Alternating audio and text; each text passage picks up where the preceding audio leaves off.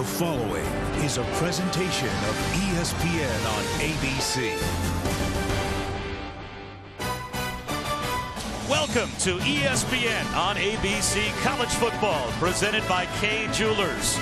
There's snow falling back in Ann Arbor, and we have a whiteout here in Happy Valley as well.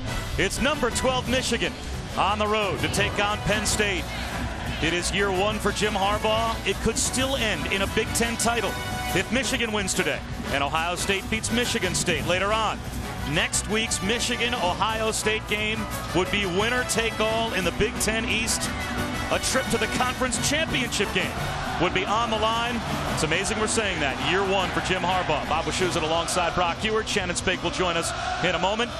He was looked upon as the savior of this program. Did you think it would be in year one that they would be playing games that have these type of ramifications? No, I'd be lying to you if I picked him as my winner of the Big Ten, but he's 7 days away from doing that. And I'll tell you what he's created more than anything else is a culture of belief. And that can be more powerful in November than any level of execution. He's also got his most important position in his system playing his best, and that's Jake Rudock, who's getting a lot of help around him, and he's going to need that help today. He's got 3 weapons really all over his offense that are going to test one of the better pass defenses in America and the best in the Big Ten. We saw a week ago Chesson have a remarkable day, a program-setting day, and it's going to take the execution from quarterback and his weapons in this venue with 106,000 on senior day to get it done this afternoon. 6 touchdown passes last week for Jake Rudock, 4 to J.U. Chesson alone. What a week he had in the double overtime win against the Hoosiers. It is senior day here at Penn State, a very important senior day for 6 players specifically. Shannon Spake explains when we return.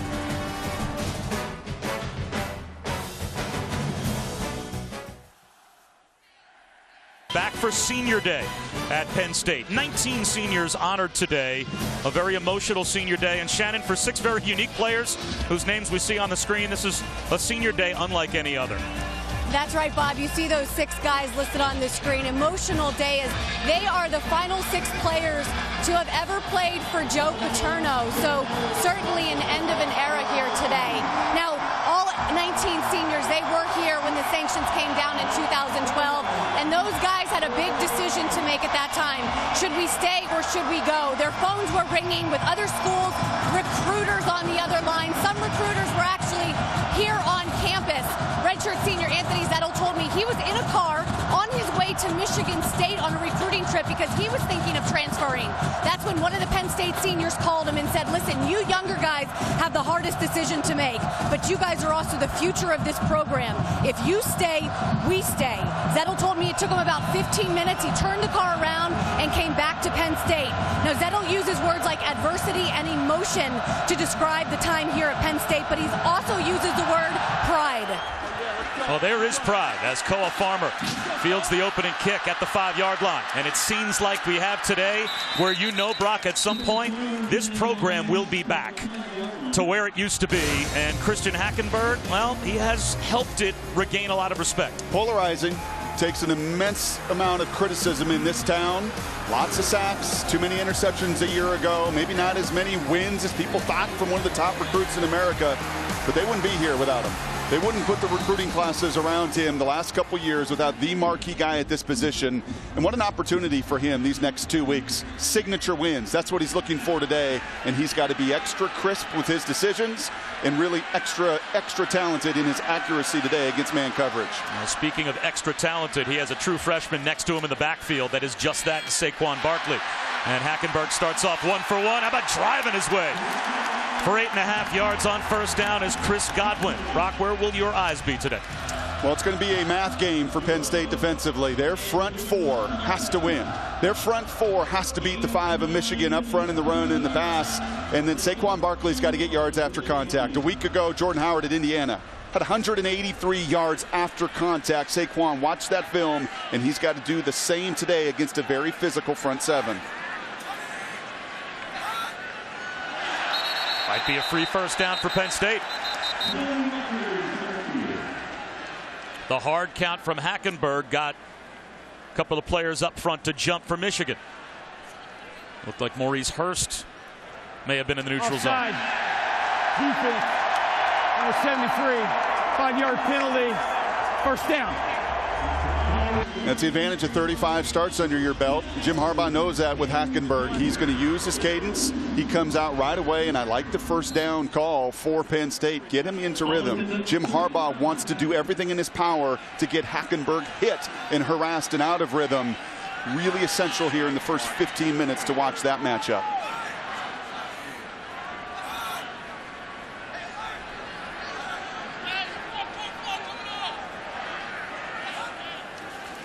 Barkley's first carry finds room up the middle. There goes Saquon Barkley.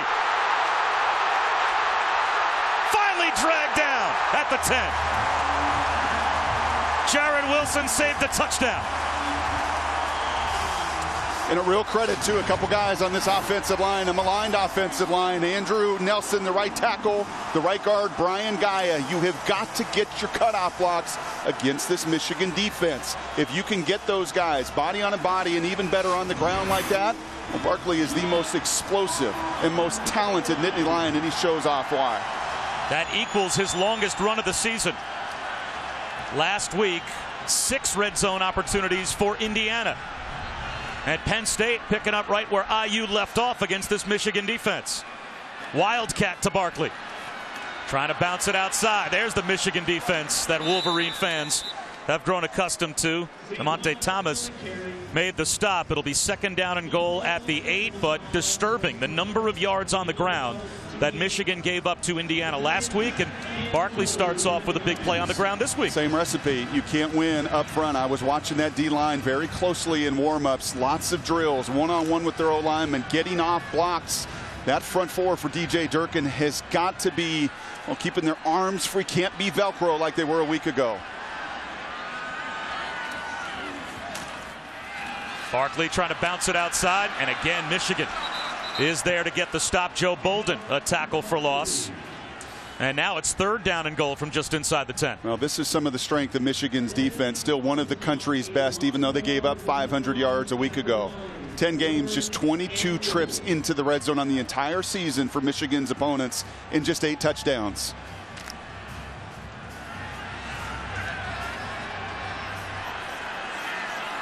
Hackenberg in the shotgun on third down and goal.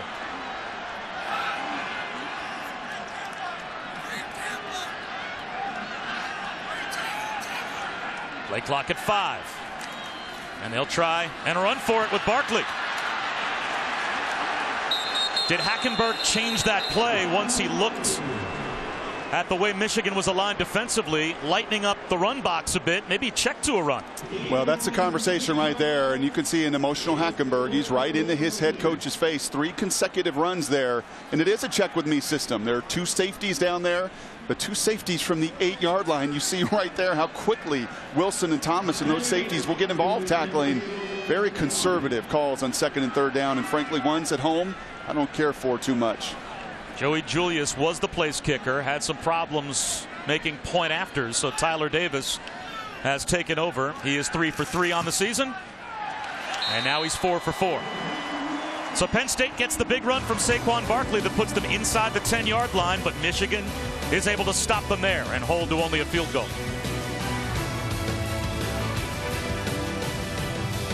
A happy start, as we'll have 107,000 or so joining us for Penn State, Michigan. Penn State is 7-11 all time against the Wolverines, but they've won their last 3 games against Michigan here at Beaver Stadium. And they take the early 3-0 lead. It will be Joey Julius to kick it off. There's my big boy kicker. I remember him from week 1.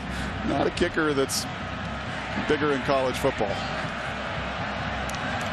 Powerful, I should say. I'm sure that's what you meant. Jordan Lewis, J.U. Chesson back deep to receive for the second best kick return team collectively in college football. And there goes Chesson showing you why. Flags down though.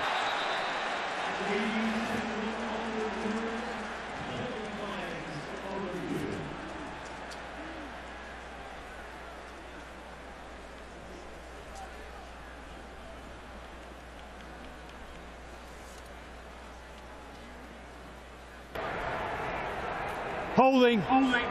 Receiving team, number 23. 10-yard penalty. First down. Yeah, and this is pretty obvious. Once you grab cloth on the backside and you wrestle that defender to the ground, you're going to draw that penalty. That's something that Harbaugh talked to us pretty adamantly this week about some of those holding calls or the lack thereof in what was a very physical game against Indiana. His 5, remember my eyes on that matchup, his 5 up front have to control one of the best front 4s they've seen.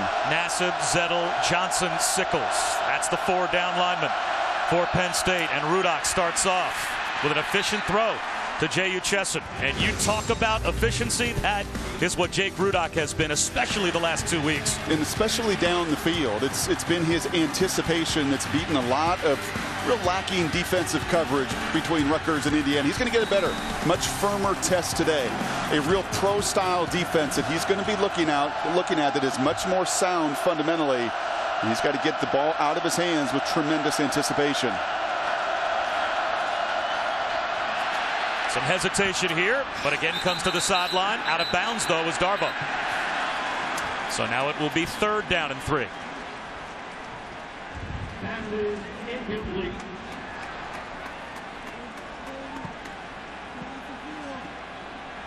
A little officials conference at the end of the play. Well, Darboh went out of bounds.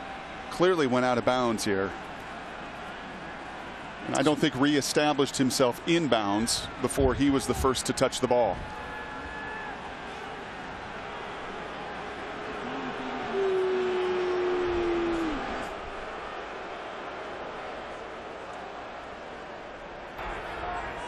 Illegal touching offense. Receiver was out of bounds, came back in, was the first to touch the pass. Loss of down to the previous spot. 3rd down. That's Grant Haley out on the corner, who makes some contact, but in the judgment there, the official's not enough to push him out of bounds. Darboh loses just a sense of where he's at, does not establish himself, and that's the penalty in the critical part, the loss of down as well. It's just the force and effect of an incomplete pass, as now it's 3rd down and 3. And now the officials stop play again.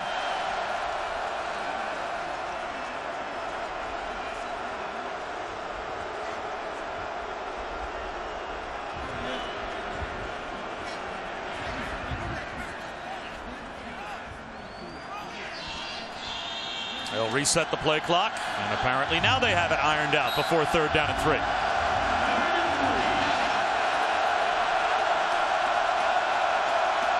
Chesson in motion. Play action for Rudock. Floats it to Chesson, who's got it for a 1st down. The competition may not have been top-notch the past 2 weeks defensively, but it's hard to imagine that Jake Rudock has ever been more confident in his quarterbacking career than he's playing right now. I was saying to you yesterday in the film room, early this season, he was throwing, hoping for completions. Just to put the ball in the air, just give my guys some opportunities. He was not throwing catch and run passes. The last 2 weeks, he's been throwing darts. He's been throwing touchdowns. Yeah, and his confidence off the charts right now. Instead of throwing for completions, throwing for touchdowns. Davion Smith's first carry. About 2 yards.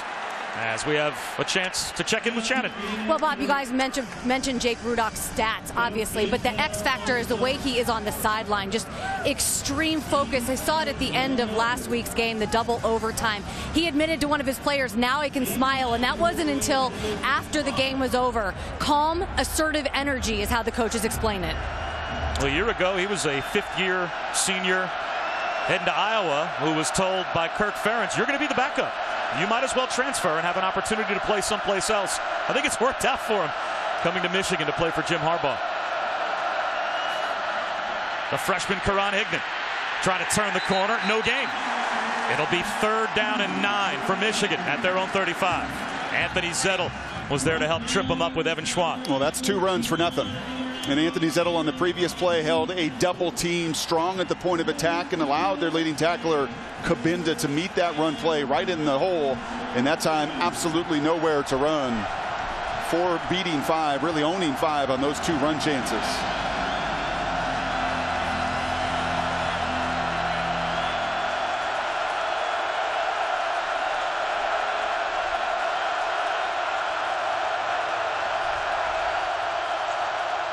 Penn State rushes 4.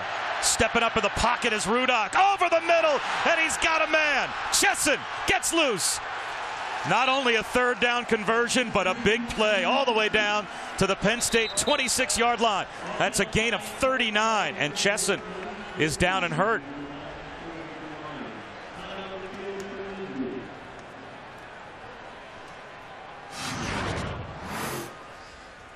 Talking about anticipation, this one throwing off a couple hitches. The difference here is quarterback and receiver on the absolute same page. That ball's thrown to the only spot that it could be completed, but it may be an interception if Chesson does not cut off Marcus Allen, the safety right there. Big play made by Chesson, but he's down, and that would be bad news for Michigan. We'll step. College football presented by K Jewelers. K Jewelers. Every kiss begins with K. John Hancock. When life comes, let John Hancock help you prepare for it. And Chick-fil-A. We didn't invent the chicken, just the chicken sandwich. Welcome back to Happy Valley. May the force be with you. It's a whiteout and a great day to take a selfie and a great day to watch football. Also good news for J.U. Chesson. Looked like it was simply the wind knocked out of him. He was able to walk off the field on the sideline now, but looked to be okay while we were away. And his big play makes it 1st and 10 Michigan. Play action for Ruda. Floats it to Jake Butt at the 5-yard line. Rolls into the end zone for a Wolverine touchdown.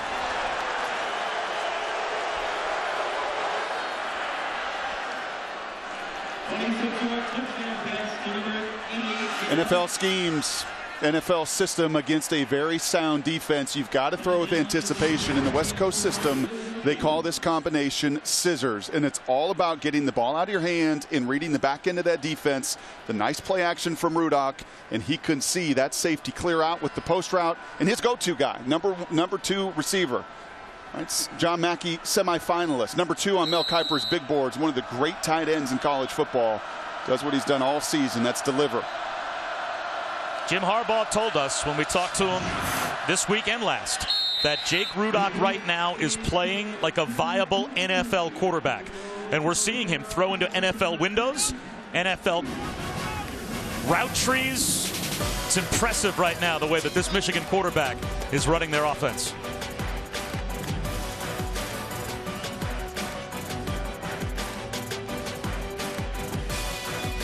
Makes contributions to participating universities' general scholarship funds for each field goal and extra point kicked. To date, Allstate has contributed millions to scholarship funds. The first time this season that on an opening drive, Penn State's defense has given up points. Michigan goes right down the field and makes it 7-3.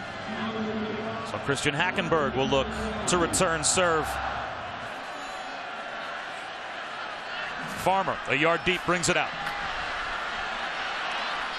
And he is tripped up inside the 15-yard line.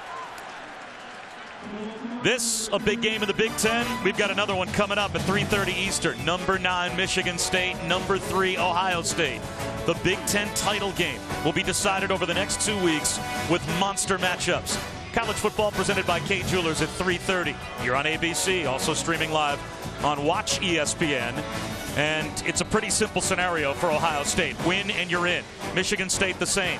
Michigan needs an Ohio State win today, and then it will set up a winner-take-all game in the Big Ten East next week. And believe it or not, if the 2 Michigan schools both beat Ohio State and Penn State wins out, they're not done yet for the Big Ten East. So it all comes down to these last couple of weeks as Christian Hackenberg is incomplete on first down and takes a shot. Well, no surprise. He's going to take shots. He's taken 33 sacks, 44 a year ago. And this offensive line has been a work in progress, to put it nicely. This is game 11, 7 different groups. 7 different combinations have started 11 games. There's no way to have the kind of continuity you need in this system with a pro-style quarterback to get any good execution, consistent execution in that passing game. Hard count from Christian Hackenberg. And once again, it looks like he might have gotten Michigan to jump. Offside. Defense, number 69. 5-yard penalty. Remains second down. Smart, and you've heard it twice. And when you've got 35 starts under your belt, if you're Christian Hackenberg, and you know some completions are going to be hard to come by today against the secondary, really use that cadence to your advantage. It's worked twice. A free 5 yards makes it second down and 5.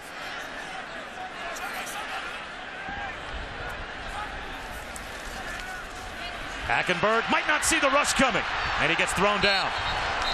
Chris Wormley gets the sack, and that is not unfamiliar to Christian Hackenberg, Shannon. You know, that's right, Bob. You guys mentioned the 44 sacks last year. Christian Hackenberg, when I spoke to him this week, he mentioned that. He said, you know what? It's all about fighting through adversity. I got sacked 44 times. I know other quarterbacks out there can't say that, but we are fighting through it. It's not the last time I'm going to get hit, and it will make me better. Have you noticed a difference in him despite all the pressure and the number of times he gets hit? Not particularly.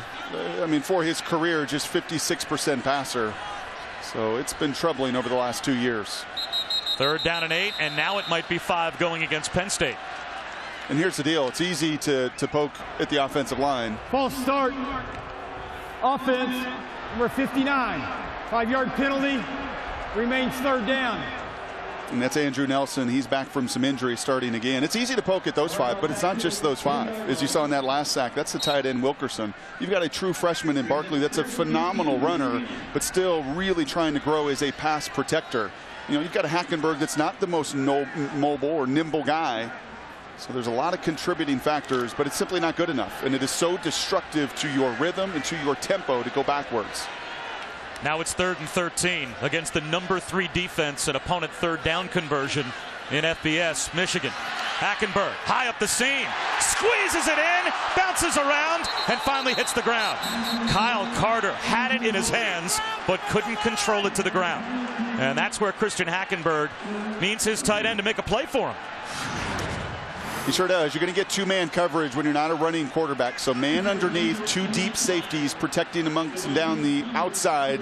And you see DeMonte Thomas there, the junior. He's played a ton of ball. He doesn't panic. In that coverage, you're going to be trailing your receiver or tight end. And it's so imperative that you rip that ball at the moment of truth. And that's exactly what Thomas does to get the Wolverines off the field. Well, they needed Kyle Carter to make that catch. Now a line drive kick from Pasquarello. This is returnable for the dangerous Jabril Peppers, who makes a move and gets to the 43-yard line. Let's take a look at today's good hands play, brought to you by Allstate. It comes from the last drive for Michigan, and it was an NFL throw into an NFL window by Jake Rudock. And that's 3rd and 10. That's 2 run plays that go nowhere, and then you follow it up after that 3rd and 10 conversion to the guy that's been the difference maker all year. Jake Butt has been phenomenal in any matchup with corners or safeties. He's 6'6", he's 250, and Mel Kiper loves him.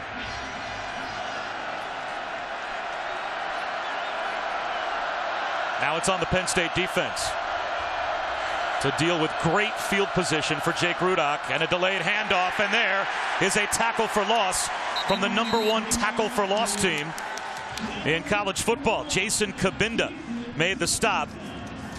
9.3 tackles for loss per game for this Penn State defense. And you've seen this in the 2 run plays, slower developing plays. Rutgers had some success doing this. Indiana as well a week ago in the run game. This power game, that's a lead draw, a little longer developing, and these linebackers antsy to get downhill and finish. Well done by Kabinda. At least 5 tackles for loss in 18 straight games for the Penn State defense. Rudock under pressure, and he gets walloped. Torrance Brown, his first full sack of the season. And he should give an assist to his buddy Zettel next to him. This is a little line game right there on the D-line, and you see Zettel do a wonderful job. The 5th-year senior knows the scheme inside and out. And he takes 2, allowing Torrance Brown to come right at the chin of Jake Rudock. 3rd down and 17. 33rd straight game where Penn State has registered a sack.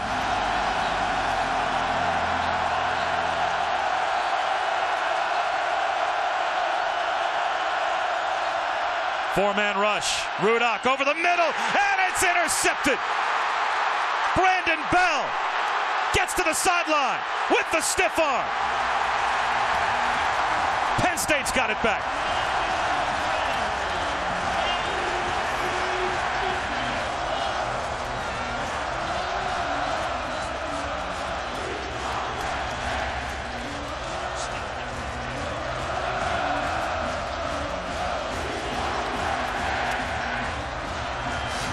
Defensive coordinator Bob Shoop does a wonderful job teaching his guys and growing his guys about situational football. And Brandon Bell is watching the eyes in zone coverage of Jake Rudock.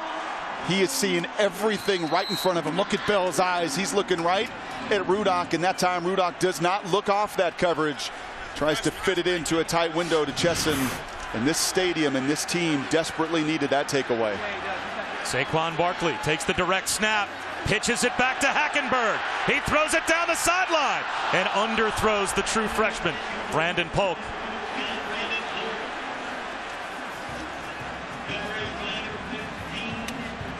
I like the call.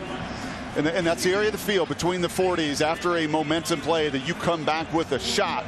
Just unfortunate there. A little bit of penetration from DeMonte Thomas here, who is in the backfield. Excuse me, that's Jared Wilson. And because of it, Hackenberg is just a little bit rushed. He can't set his feet, can't get enough on it because it was there. That play was there to be made. Hackenberg just couldn't get the grip and couldn't deliver. He puts that out in front of Brandon Polk. It's a touchdown. Instead, it's 2nd down and 10. To the sideline. A gain of about 5. And Wilkerson picks up 6 to the 34-yard line, sets up a big 3rd down and 4 for Penn State. And you've got to seriously consider here, and I like the up-tempo nature, this being 4-down territory. Quick toss to Barkley. Going backwards. Is it 4-down territory now? Not now. James Ross with a tackle for loss, and now it's 4th down and 8. I think that's the mindset. I think you're going to run it on 3rd and 5, thinking you're only going to go forward with Barkley and get a couple yards and be in a manageable 4th. And instead, well, you see some frustration mounting here with Hackenberg. This is something he has tried to tone down this season.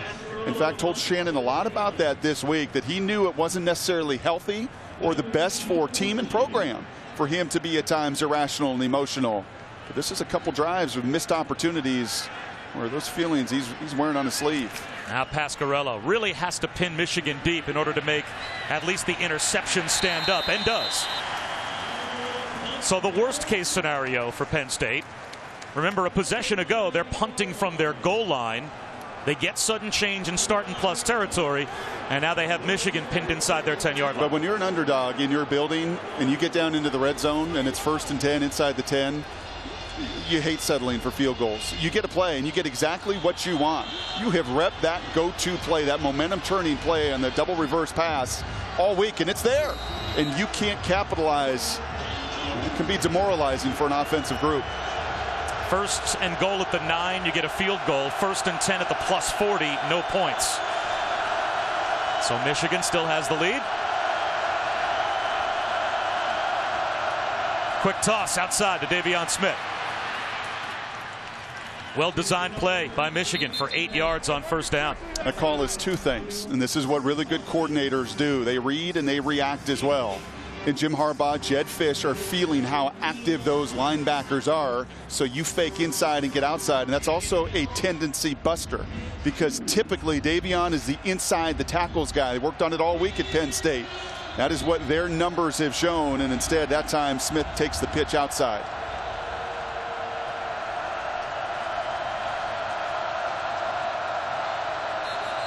Flags.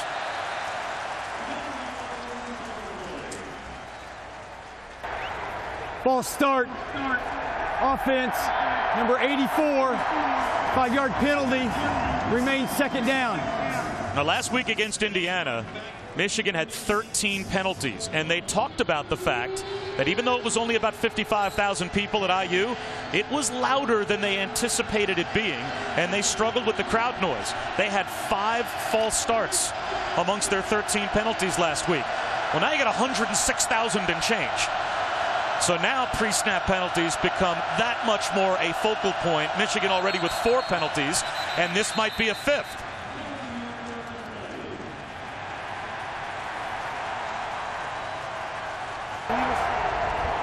illegal snap.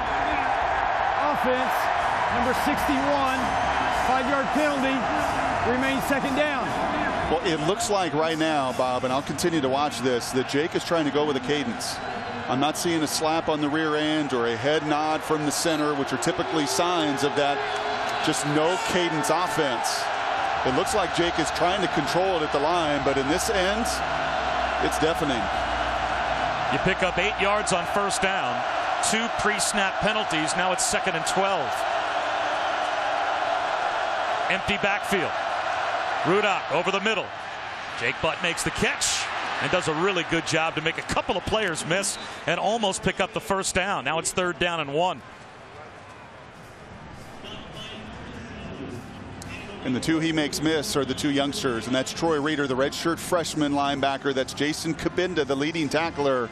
And that's going to be a tough match for those guys. Jake Butt's a tough match for really any secondary and any linebacker core in America, especially tough with some of the inexperience at the second level of this Nittany Lion defense. Now an I formation. Homa the fullback. Smith the tailback. 3rd and 1. Play action for Rudock instead. The check down is there. Sione Homa picks up the first down. It's a real interesting trend right now. Bob, you want to run the football. 59% were the Wolverines leading into that Indiana game. That's about what Jim was at Stanford, even with Andrew Luck. 59% run. Against the Hoosiers, it was 62% pass. It's somewhat of having that hot hand at quarterback today. It is largely pass, going away from that run-first mentality that was built through the first 9 games this season. Davion Smith grinding out a couple of yards, and what a day on ABC we have of Big Ten football.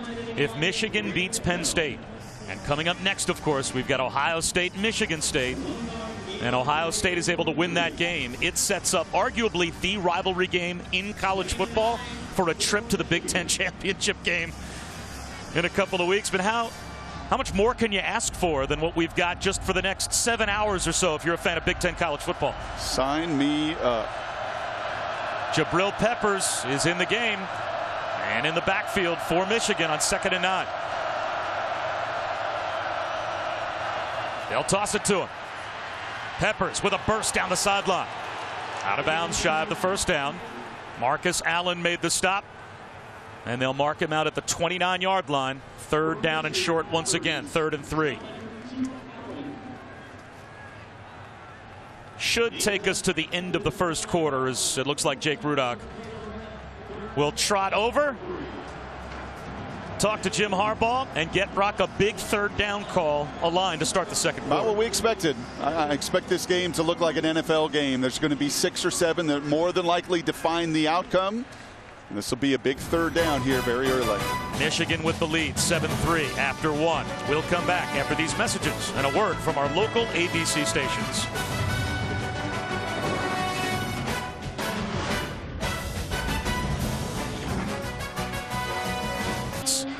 It's a whiteout in Beaver Stadium, except for that little bit of maize and blue up there in the upper deck, trying to watch their team maybe get to a chance to play for the Big Ten championship game trip against Ohio State. Who knows? That could be the scenario next week.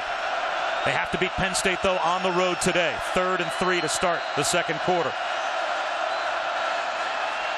Rudock has it batted down. Parker Cothran got his hands up, knocked it back. And Penn State gets a stop on 3rd down. That's a good thing he did, because that was going to be a completion once again. It's been telling in these 3rd down situations. 3 of them 3rd down short opportunities, and it's been 3 passes for that Michigan group. Don't feel like they can line up, put their cleats in the ground, and run right at people right now. Feel better about throwing it. And that's an excellent job by the sophomore Cothran to get his hands up and time it well. Blake O'Neal set to kick it to DeAndre Tompkins. And the rugby-style kick heads towards the sideline. Fair catch called for by Tompkins, and juggled but held onto at the 35-yard line, as we have an opportunity for the first time today to say hello to Cassidy Hubbard.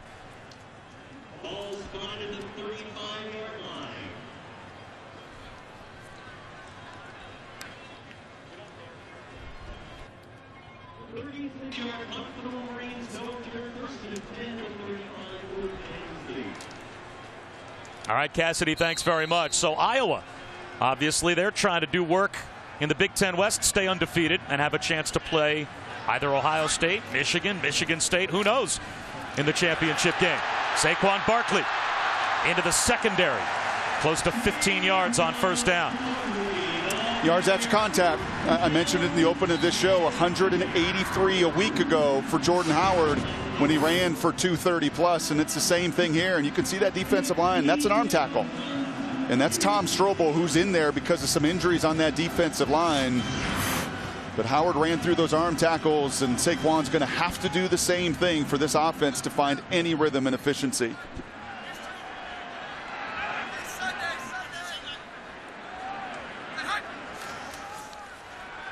Hackenberg underneath.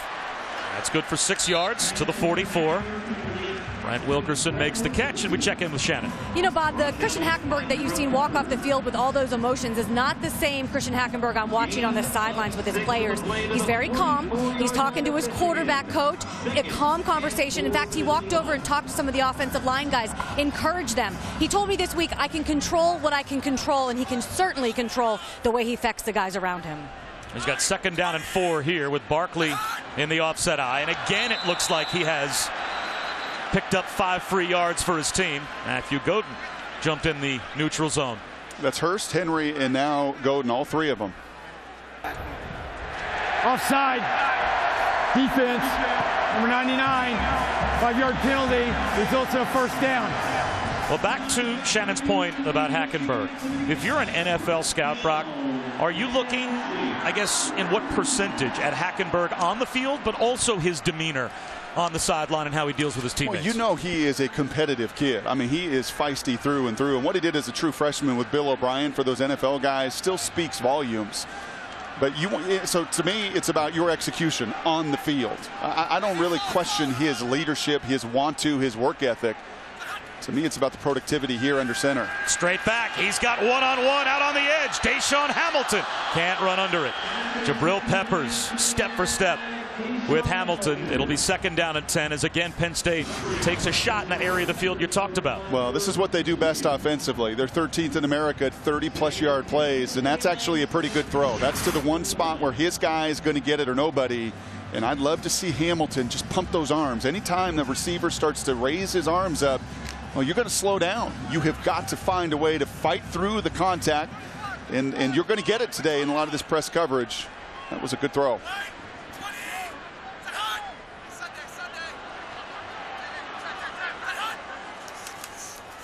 Barkley on 2nd and 10. Moves the pile for about 3 yards. Is it 4-down territory once again? They're in that gray area here, depending on what happens on 3rd down and 7. Are they in field goal range yet? If not, if they just get positive yards on this play, and do you call a play here on 3rd down knowing you might go for it? Yeah, all very fair questions. And remember, 2 different kickers. Julius, the long field goal kicker. You get to what you feel best at right now. You've got to find a way to execute on 3rd down. You have been awful in your losses on this down and distance. It will be critical to get to the most important call, I think, Bob, more so than thinking about 4th down right now. Michigan shows blitz. Here they come. Hackenberg under pressure. Flag down as Hackenberg is knocked all the way back outside the 45-yard line. James Ross came on the blitz and got there first for Michigan.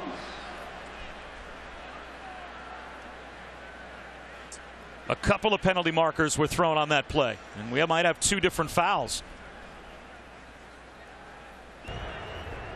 Holding. Defense. Number 69. 10-yard penalty results in a first down. Wow, holding on Willie Henry, who is a defensive lineman, and Jim Harbaugh can't believe it. Yeah, we saw the line stunt earlier from Zettel just running right into the contact. And take a look here in the middle of your screen. And that's a hold. And sometimes you get away with it against lesser crews. This officiating crew is on top of it. They know this line of scrimmage is going to define the outcome. Jim hates it. But on tape, he knows that Henry there, because of that hold, allowed the free defender to come unblocked. 7 penalties on Michigan. And a free first down for Penn State. Hackenberg extends the play, doesn't throw it away, takes another sack. Taco Charlton with Willie Henry. Both collapse the pocket. That's a loss of 11 on first down for Penn State. You just got to get rid of the ball. I actually said to Coach Franklin on the field today, probably overstepped my bounds a little bit, but just Christian has got to throw the ball away. Not the first and won't be the last. Right. If it's not there, you've got a positive drive. You're in good field position. You cannot take a sack. I know you're trying not to throw interceptions, but just throw it in the first row of the stands and save those critical 11 yards. Barkley up the middle. Picks up 2. And by the way, I say the same thing to Harbaugh. Actually, I don't, because he's busy warming up and listening. He isn't going to hear it anyway. 3rd down and 19, and this was set up by the sack to Christian Hackenberg. And let's see if we can read the lips of James Franklin. Throw it away. So he's on the same page as you are. And now on 3rd down and 19, are you just playing to try and buy some real estate for your field goal unit? This is why you're second worst in America on 3rd down, because of the early down failures. Hackenberg, you can't take a sack here. Instead, he'll take a shot at the end zone. Incomplete. Godwin was the intended receiver, laid out and was hurt as he came to the turf. Almost made a spectacular catch. But now it's 4th down from the 34-yard line, and because you take a shot at the end zone, you may be too far away now for a field goal. Well, Hackenberg does a wonderful job. He helps his left guard man, Giro, by avoiding the sack of Taco Charlton, and actually again throws another deep ball. This is the strength of his game. He is at his best when he can chuck it past those intermediate throws. That's a high-risk, high-reward play call and decision by Christian Hackenberg, because now they have to punt. And if you just run something underneath and pick up 5 or 6 yards on 3rd and long, you'd at least have a chance to send your field goal unit out. And now it's a punt into the end zone that in total is going to net 14 yards of field position for Penn State. That was really a worst-case scenario Throw it away, for the kid. Nittany Lions. Throw. Back at Penn State with our Aflac trivia question. How many of the 14 current Big Ten schools have a Heisman winner? You don't have to name all the Heisman winners. Just name the schools. We'll give you that answer coming up shortly. And it's back to the offense for Michigan. Mismanaged by Penn State as they had it plus territory in field goal range. Christian Hackenberg takes a sack. And Penn State comes away empty. Here's Jake Rudock back to work. Quick hitter out on the edge to Darboh. Stiff arm, close to a first down. And how about some teaching points for Christian Hackenberg? Well, Christian does a wonderful job in the pocket here initially. You're going to see the free defender come, and he beats that. Now, this is where you got to make the play. And you got to make the judgment. Do I want to throw it here, or I've got this real estate? If I can just get 5 more yards for my offense. Safety sitting over the top of that go route. That's a 5 out of 100 shot. Getting 5 yards on a scramble, diving forward, getting a field goal, feeling good about that drive. I think that's a 100 out of 100 opportunity. You can make an argument that Hackenberg just left 3 points on the field, making the decision he did to go to the end zone. Another little wide receiver hitch to Darboh. And this time Penn State more prepared to make the stop. True freshman John Reed made the tackle about a yard shy of the first down. So 3rd and 1 coming up. A whiteout today at Beaver Stadium, and one of the great scenes in college football here at State College. Bob Wischusen, Brock Ewart, Shannon Spake bringing you Michigan and Penn State. And it feels like Big Ten football today. Temperatures in the upper 40s. 3rd down and 1 here for Michigan. It feels like a run for maybe the first time in this kind of down and distance. Drake Johnson in the game as the lone setback. Now they bring Homa in to help block. And they give it to Homa. Second effort, and it looks like he's got it. Brandon Bell made the stop. But the big 243-pound fullback, at times tailback, is able to move the chains. Nobody runs their fullbacks more in college football. That's now the 42nd carry between Joe Carriage and Homa from that position. And as I said, situationally, one of the first times they put their hand in the ground in 3rd and short and move the sticks on the ground. Now the lone setback is Jabril Peppers. So the super safety Play action instead for Rudock. And he'll tuck it under. He will run. Gets what he can. 4 yards on first down for Rudock on the scramble. And there's one of the little differences. He's really good. And as this season's gone along, not only has his anticipation and passing grown, he was a leading rusher last week in Bloomington. Had to be. 7 rushes, 64 yards. He's also got 4 touchdowns in the ground, really on the ground, really deadly when he's in the red zone with his legs. And just that overall field awareness. The game slowing down enough for a Christian Hackenberg compared to a 5th-year senior Rudock.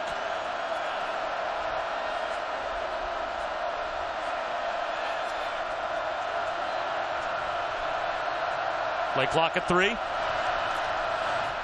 They'll run it with Smith. Grinds out about 3 more yards. Brings up 3rd down and 2. And at the start of the season, Brock, you've got Jake Rudock coming over as a graduate transfer. But you had Davion Smith, Drake Johnson, Ty Isaac, the USC transfer. Maybe from Jim Harbaugh's standpoint, their strength was the run. But as this season has gone on, can you make an argument that this is an offense that is now at its best when they're throwing the football? Yes. Yes, but you still have to have the stick-to-itiveness to run it. You're going to see Newsome, 6 linemen come in because it sets up your pass and makes your protection typically better if you're committed to running first. Playing in a phone booth on 3rd down and 2. And is this a timeout called? Looks like the timeout was called from the sideline by Penn State. Every 3rd down in a low-scoring Big Ten football game, so crucial. We've got a big one coming up. Presented by K Jewelers. Brought to you by Dr. Pepper. Dr. Pepper in college football. It's a one-of-a-kind tradition. AT&T, mobilizing your world. And Pacific Life. For life insurance, annuities, and investments, choose Pacific Life. The power to help you succeed. Good day to take a selfie. If you're a Nittany Lion, perfect outside Beaver Stadium, perfect inside as well. And old school football, 7-3 midway through the 2nd quarter. Michigan trying to get to a situation next week where they have a chance to play for a Big Ten East title and a trip to the championship game. 3rd down and 2, trying to keep this drive alive. Drake Johnson motions out of the backfield. Rudock to throw. Quick slant. Incomplete. Chesson couldn't hold on. Troy Apke was there in coverage for Penn State. And the Nittany Lions again get a stop. That's a really good play from a backup safety coming into the game. Corner blitz there from Grant Haley. Throw you'd like on the front shoulder if you're Jake Rudock. Probably going to be a minus on his grade sheet from Jim Harbaugh. Help your receiver out just a little bit with that contact coming. You know it's coming from Apke behind it. That's a big 3rd down stop.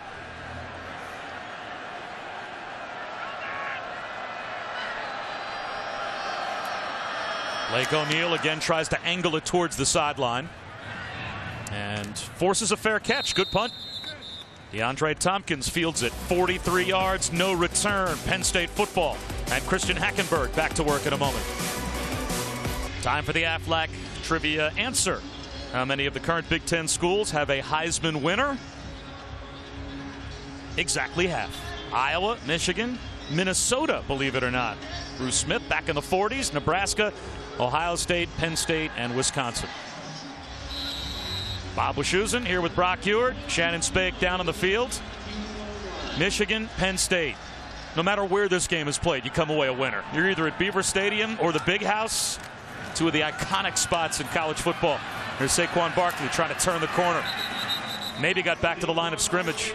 Jabril Peppers there to make the stop, but that entire defensive front for the Wolverines strung that play out beautifully from right to left. They did, but their success is going to be, I think, spreading it and running between the tackles. It's not Jabril Peppers on a true freshman running back. That's the one guy that athletically matches up really well with Barkley.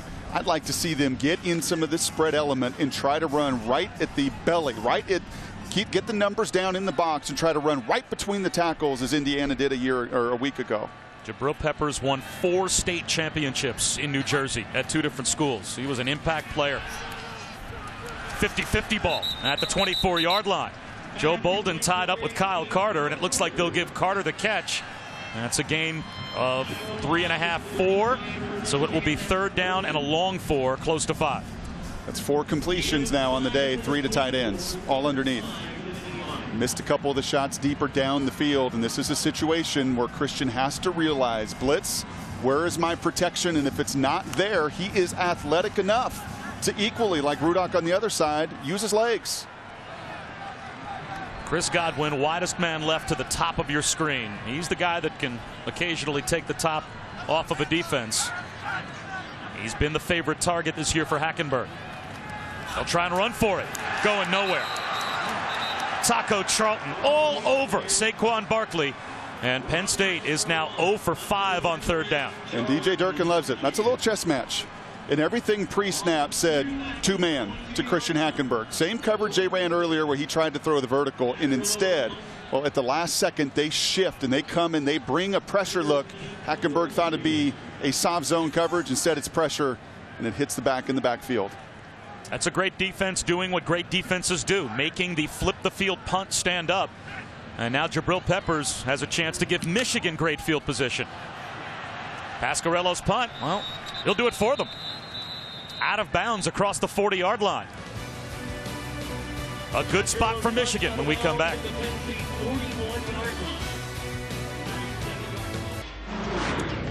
At 3:30 Eastern, number 9 Michigan State taking on number 3 Ohio State at the shoe that begins as soon as we're done. And Brock, our chance in the biggest game of the season to see JT Barrett go to work for Ohio State. I think he should have played from the beginning, week 1. A lot of my colleagues did, but he's under center now, and he torched those guys a year ago, and that matters.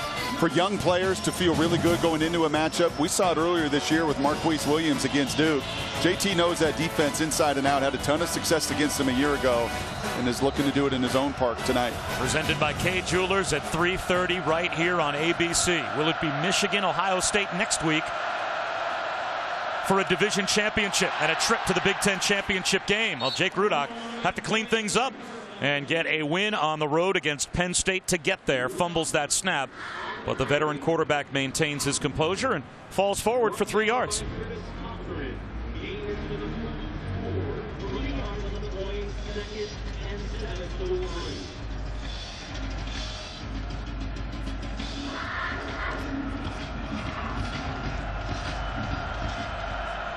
It's a different personnel group for Michigan. Bunch formation with Jabril Peppers now going in motion.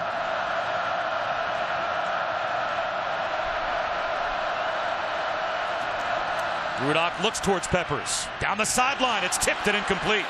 Good coverage by Penn State. Grant Haley sagged back and was able to deflect that ball on its way to Peppers. Brings up 3rd down and 7. Yeah, the last 2 weeks, Jake's not seen this from Rutgers or Indiana. There's a real awareness of this defense. They are well coached. They route recognize. They read eyes. They pattern read. And a good job by Haley and this defensive group to put Michigan again in a 3rd and extra long situation. Bob Shoop talked about the group up front, how that's the strength, but you're not number 1 in sacks and number 2 in tackles for loss unless you can cover on the back end and give your pass rush a chance to get home. 3rd down and 7. Here comes a blitz. Rudock, well protected, has all day to throw. Now extends the play. Incomplete. Trevor Williams. Good coverage on J.U. Chesson, and it's another 3rd down stop for the Penn State defense. We saw earlier Coach Shoop on a 3rd and 10 play zone defense. And it's a little the conundrum he's in against Rudock, because he feels like, and I would agree with him, they're really good in their man coverage and their pressure looks. And that time, 3rd and 7, he was not going to sit in zone and allow Rudock's anticipation to beat him. Everybody covered up down the field, forced to scramble, and that team speed again gives Penn State's offense an opportunity.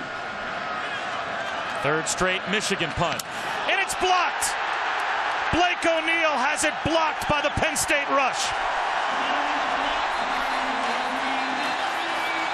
It'll be Penn State football at the 42-yard line of Michigan. Looked like Von Walker came through and got the block.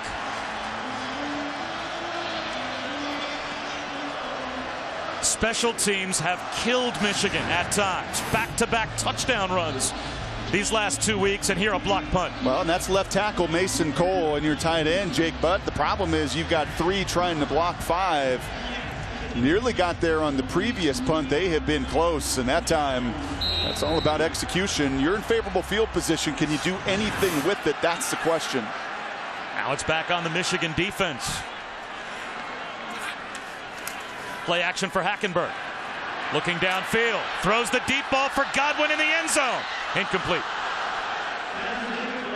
Deshaun Hamilton was not far away from Godwin. Those two players in the end zone brought coverage together as Jordan Lewis was there. He's #1 in FBS and passes broken up this season. So that's best on best. And Lewis wins, as he's done most of this season against everybody. A school record already with 20 pass defense. As you have mentioned the last couple weeks, he's a really good one. #7, in fact, on Mel Kiper's big board as far as the top corners that could come out. He being just a junior. He's a semifinalist for the Thorpe Award for the nation's top defensive back. Hackenberg on 2nd and 10. Blitz coming. They screen behind it. Barkley dragged down at the 38-yard line by Maurice Hurst. It's a gain of 5. So a big 3rd down and 5 coming up, and coming up as well on the Capital One halftime report. We'll head back to John Saunders, Mark May, and Mac Brown. An interview with James Franklin. You'll hear that as Shannon Spake will catch up with the Penn State head coach. And obviously a big day in the Big Ten. Undefeated Iowa playing right now. Ohio State, Michigan State coming up after we're done here in Happy Valley. Penn State 0 for 5 on 3rd down.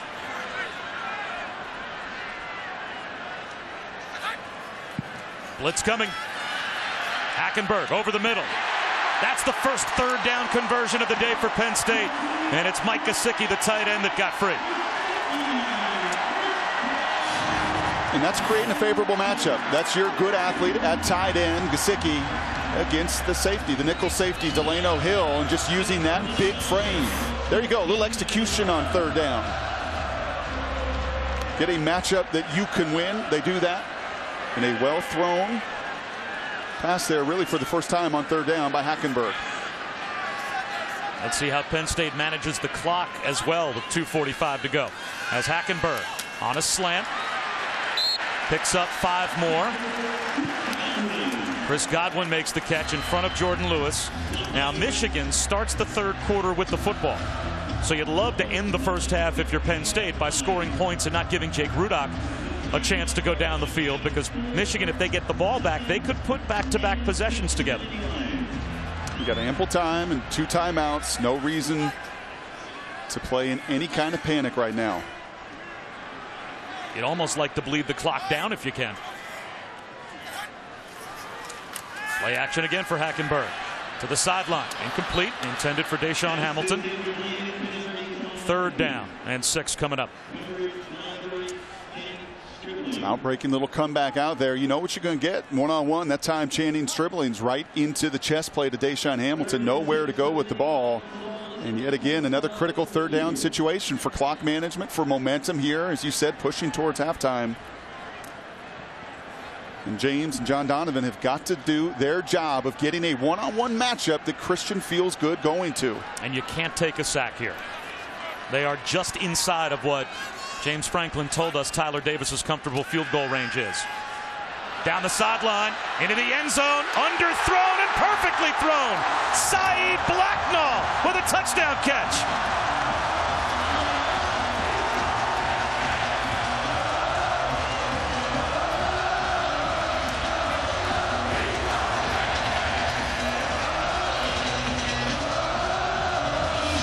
Just give your guy an opportunity. They do this well. These chunk plays down the field, and Jabril Peppers just loses sight. That's the best athlete on the field defensively. And I think taking a little breather there for Jabril, thinking he's got that thing covered. Underthrown ball. Blacknall never gives up on him. What a huge touchdown here, pushing into halftime. Christian Hackenberg is now tied Matt McGloin all time in touchdowns thrown here at Penn State. That's his 46th career touchdown pass. And that gives Penn State the lead. Still plenty of time for Michigan and Jake Rudock with 2 minutes and 3 timeouts. But the blocked punt gives the short field to Penn State. For the first time in the game, they make it stand up, and they convert for points. I said polarizing in the open of this show, and he really is. Because of what he did as a freshman, the bar was set so incredibly high with Bill O'Brien that if you could do that as a freshman, you can be the #1 pick in the draft. You can be the front runner for the Heisman. Well, he doesn't have the help around him, and that is fact. Because of everything they've endured here at Penn State with sanctions, scholarship reductions, and everything else, he's stuck to it. And you may not always like the decision making, and I can draw it up in the NFL guys too, but you cannot question both his mental toughness and his fortitude to continue to stick through tough times both on the field and for the program at times, many times off of it. Well, specifically for those 6 seniors as well, and Hackenberg, of course, a junior who had that decision to make when they had their whole football collegiate career out in front of them. We talked about it earlier with Shannon. This is a special senior day for that group specifically because they stuck with this program. Julius to kick it off. Jordan Lewis, J.U. Chesson deep to receive. And an intentional short kick, it seems. Lewis fields it at the 10, and he's got a lane. Tripped up. Oh, he knows. He just about had an alley to take that a long way, if not the distance, but it's still pretty good field position for Michigan. And this college football Saturday, you can put one game up on the big screen, another on your computer. Fire up the tablet and smartphone as well. Use Watch ESPN. Just download the app or go to watchespn.com. It's a real race in our booth to charge our phones because we both want to come out of this booth with charged phones so we can take all that football in on what's just a glorious day in late November for college football all around the country.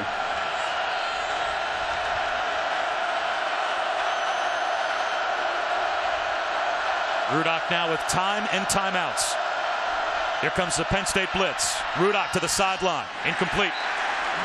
Broken up by Marcus Allen. Grant Perry, the intended receiver. Well, Rudock, as I said, not used to this kind of lack of separation.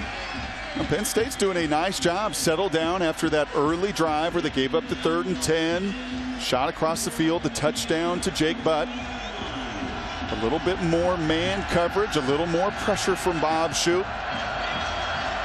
It will be imperative to make sure that they make Rudock uncomfortable over the next 31 minutes of this game.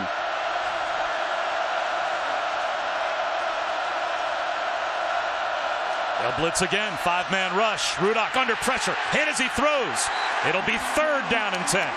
Anthony Zettel just about got his 20th career sack. And we've seen a couple line stunts here. Earlier, Zettel setting his buddy up, and this time, well, he gets to come around. He's the beneficiary of that 5-man pressure. It's all about timing. And you can see the back there. He's in position as Davion Smith, but that is Davion Smith. Perfect timing from that front 4, and listen to this crowd.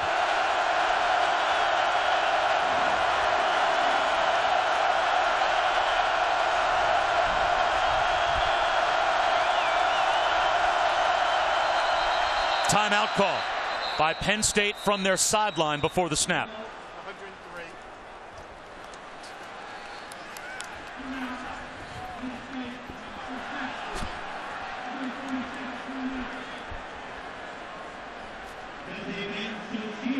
Bob Wischusen, Brock Eward, Shannon Spake here at Happy Valley. It's a 3-point lead for Penn State right now. There's not much working for the Michigan offense. What has to happen for them to get back on track?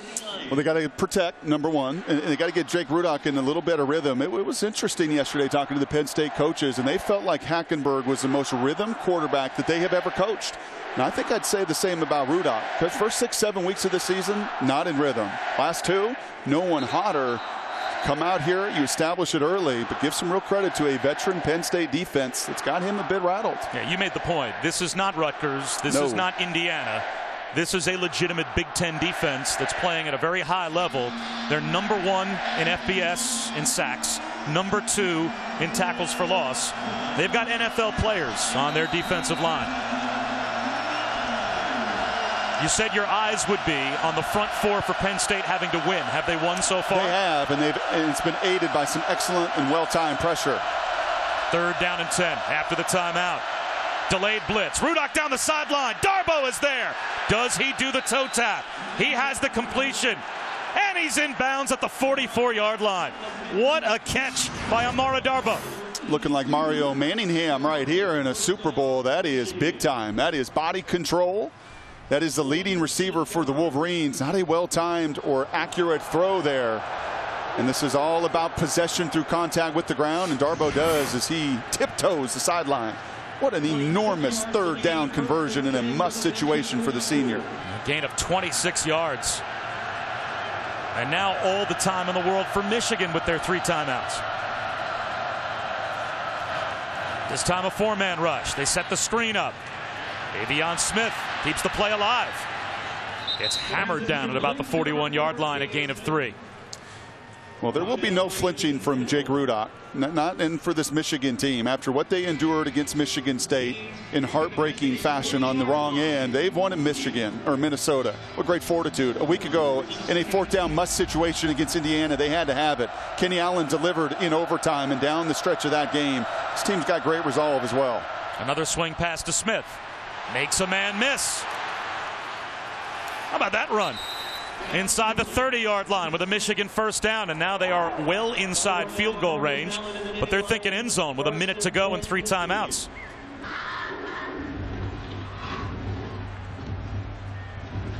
All 3 timeouts. And of course the clock stops as they set the chains.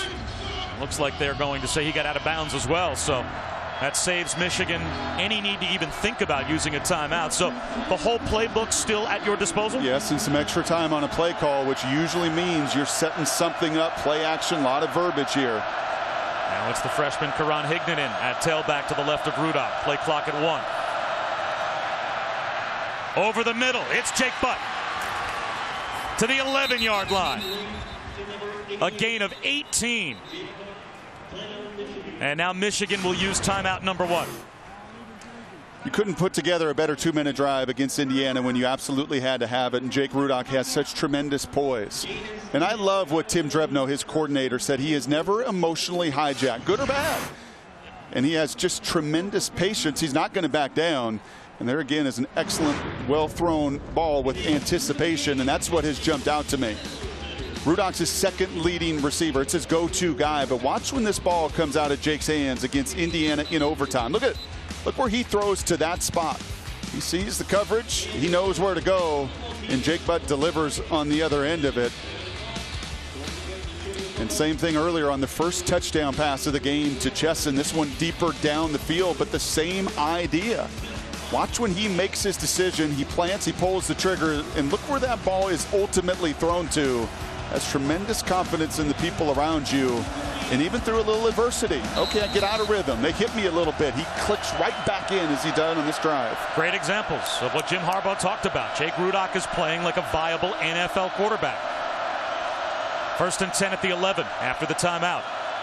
Penn State brings a blitz. They throw it out on the edge. Using his speed, getting to the goal line is Darboh.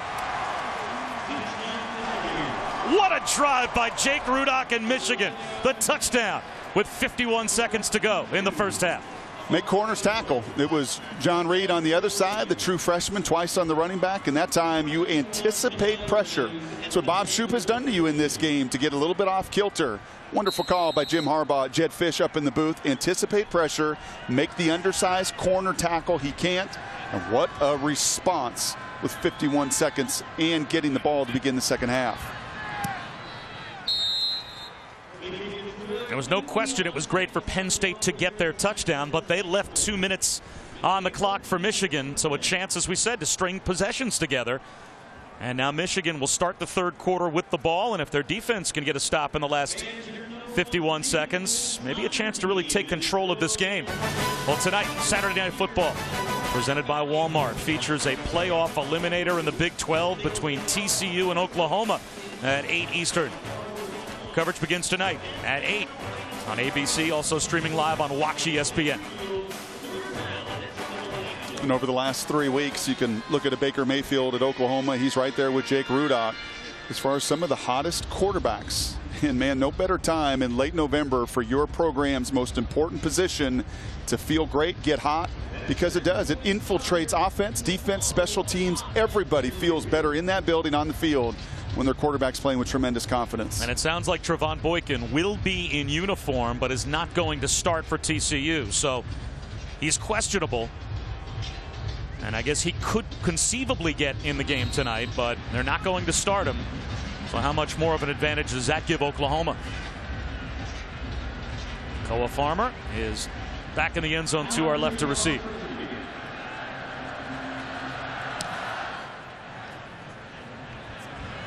Farmer from the 5.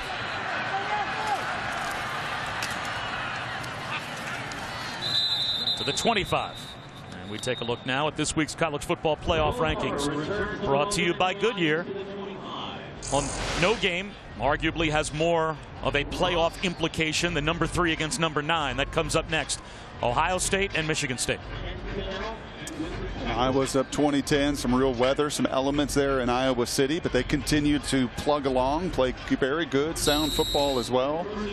If you'd have told me when we saw Oklahoma State 5 weeks ago they'd be undefeated, number 6 in the country, I'd be surprised. Mike Gundy and his staff doing a whale of a job with some personnel up front that isn't as good as some of their top 10 counterparts, at least offensively. Saquon Barkley for 3.5 on first down.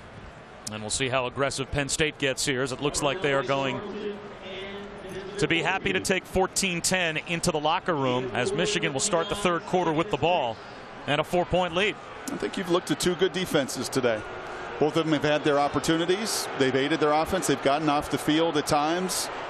I think this is going to be a one-possession kind of game in the second half. I don't mind this decision from James Franklin. The crowd does. Sure they do. They are not of the Brock Eward mindset right now. They want. But when you've seen 33 sacks and some negative plays, you don't want to give Michigan anything going into halftime. Michigan has the lead, 14-10 at the break. We'll come back after this message and a word from our local ABC stations. Fairly effective on the ground against a very good run defense for Michigan, but neither team is dominating the clock, and you can see the penalties really did pile up for Michigan. They did, and you also just see 22 rushing yards. I mean, typically Michigan football in the month of November is what? It's you're going to run it. This is Jim Harbaugh, who comes from the Bo Schembechler school, and I've got a fullback and I got tight ends, and I'm going to run it and control the game by dominating the point of attack. And that's not really happened today. It really hasn't happened over the last couple weeks. As I said, it's been much more about his pro-style quarterback distributing to Jake Butt, distributing to Darboh with a huge play down the sidelines. Cheston's been involved as well. It's been those playmakers, like it typically is on the road this time of year.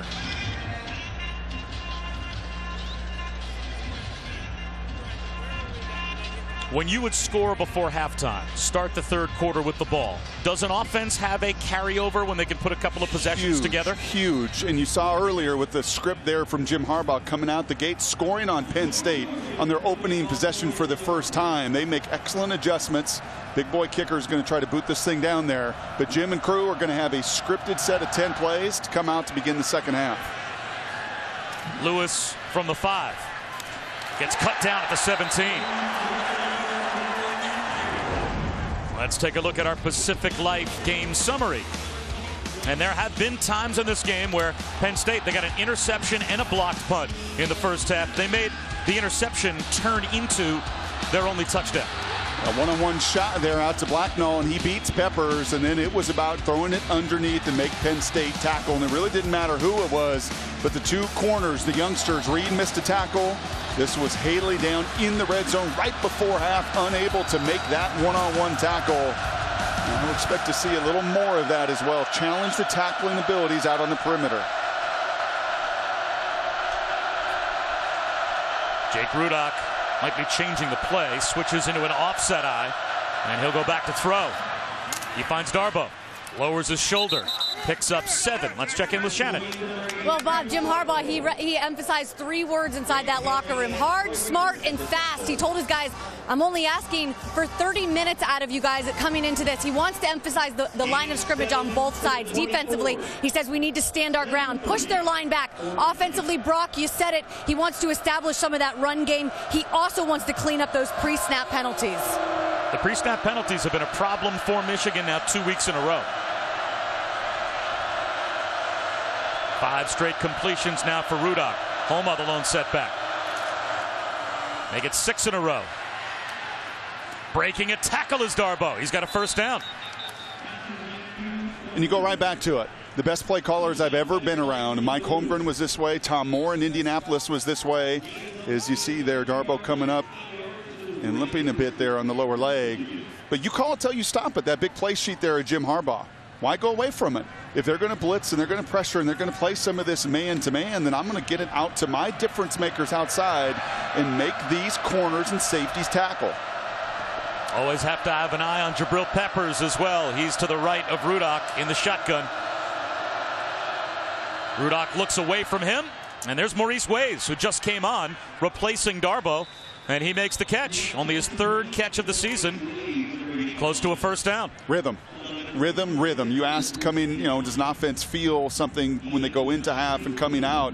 Well, the quarterback certainly does. And when he gets one of those 2-minute drives and goes right down the field for that touchdown, yeah, typically you do want to get right back on the field and feel good about what you're doing.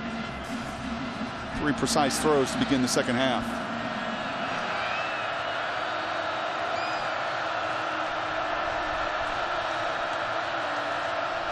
On the ground with Homa, and that'll be a Michigan first down. I thought what Tim Drevno, the offensive coordinator for the Wolverines, said about Rudock was interesting. He talked about how even-keeled he is, and he said the great competitors that he's been around, they don't have the short-term memory. They don't get emotionally hijacked when things don't go well. And there were some times in the first half where Rudock, things didn't go well. He got sacked, got ear-holed a couple of times by the pass rush, threw an interception. But what does he do right before halftime? 3rd down conversions, walk down the field, get the touchdown, take the lead. He's in rhythm now. There's Chesson. That's 7 more. And that goes both ways. That's through good or bad. Young quarterbacks, and he's been a 3-year starter. Started a couple years there at Iowa, and I think a very grounded program for Kirk Ferentz. And there's Tim Drevno you mentioned.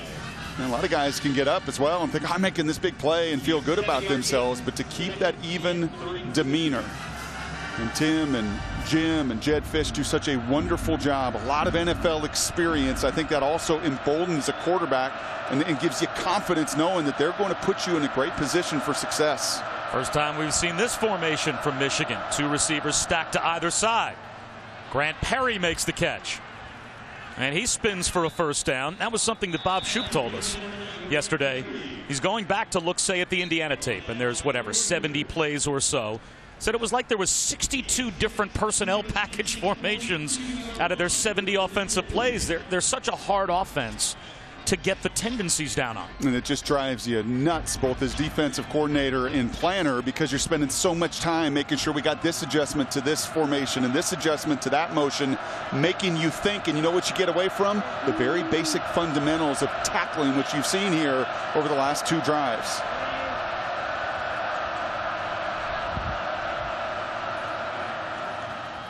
That's the first miss in the last 11 attempts for Rudock. He threw it behind Darboh, who was able to shake off the leg injury and get back on the field. It'll be 2nd down and 10. I am really curious, though, to see if they can find some run game. And Tim Drevno is an offensive line guy. He's coordinator by position, but he really loves to teach and grow that offensive line. And I think he knows to salt this game away out on the road. Such a better job of it, of controlling the clock, of wearing down your opponent if you can put your hand in the ground and run right at him.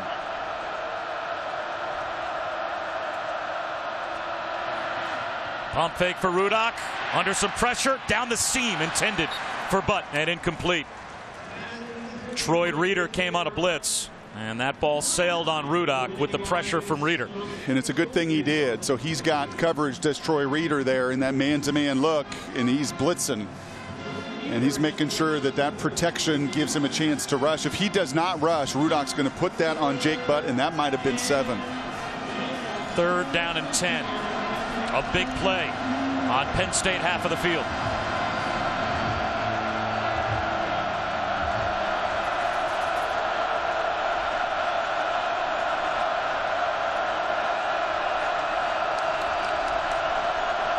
Nittany Lions come with a blitz. Rudock on the slant, incomplete. Chesson, the intended receiver. True freshman corner John Reed was there.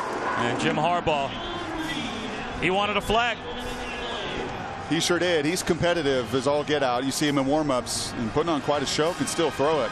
He calls that slant play. That's a one-on-one. Now, John Reed missed a bunch of tackles out there at corner, but he does an excellent job of winning right off the ball. And when those corners typically win at the line of scrimmage, that line judge, that side judge, going to give you the benefit of the doubt with some contact. Reed's a true freshman. He was the 16th overall cornerback coming out this year on ESPN.com. DeAndre Tompkins deep to receive the punt. The intentional end-over-end kick from O'Neal. Perfectly executed. Down inside the 10. Looks like they'll mark it at about the 7 for Penn State when we come back.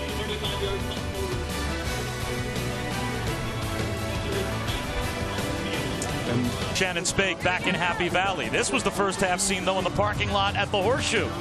They're watching our game while they're tailgating, getting ready for their game. And that comes up next, right here on ABC at 3:30. Michigan State, Ohio State, as both teams are trying to find their way to a division title and a trip to the Big Ten championship game. Well, we watched that Michigan State tape. I wanted to watch that yesterday in preparation for this one. Penn State having played Michigan State, having Michigan playing them earlier. And that is a very physical, very dominant front four for Sparty. And they're going to have to be tonight.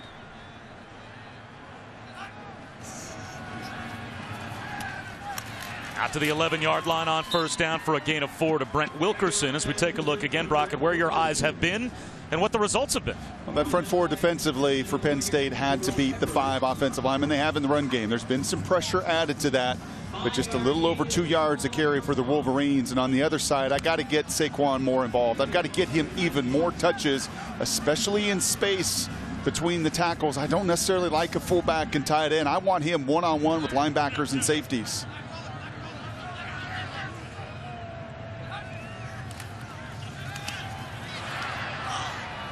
Hackenberg with no chance to get it to Deshaun Hamilton. Now it's 3rd down and close to 6. And how do you do that with Barkley against this front 7 for Michigan? Well, we've seen a couple examples of it earlier. You get into, I think, a little more open spread set. We saw it with a screen pass that nearly broke. But I don't want him in a phone booth with these guys and extra Wolverines around. I'd like to ideally get him spread out and let him hit something running downhill between the tackles and make Michigan tackle throughout. Didn't do a very good job of it a week ago, and I would try to, the best I can, really scheme to challenge that front 7. 3 wide receivers to the field on 3rd down, and a long 5 close to 6 on the slant, broken up, intended for Godwin. That is a tough Michigan defense. Hackenberg hit in the end zone too, and helped up after the incompletion. That's the 4th 3 and out for the Michigan defense. Well, you saw Peppers earlier give up a touchdown, right, to the youngster Blacknall there, where he just kind of lost sight of what was going on around him. Not that time. A tremendous jam on the inside, and then could see out of the corner of his eye the ball coming. That's a big-time play by Peppers, an opportunity to set a big-time field position here as well. You've got Peppers near midfield to return the punt of Pasquarello. Will be kicking from the end zone. Line drive kick, returnable from the 44. Peppers gets a block. Gets to the sideline, flag out. That'll be a block in the back. That's a huge penalty for Penn State, able to avoid a big flip of field position as that flag was thrown at the Michigan 43. About 25 yards, I think, in all, when you look at that. That's an excellent play there by Haley. We saw him earlier on the missed tackle. Trying to return. Illegal block in the back. Receiving team, number 15. 10-yard penalty. First down. Timeout. Michigan football when we come back.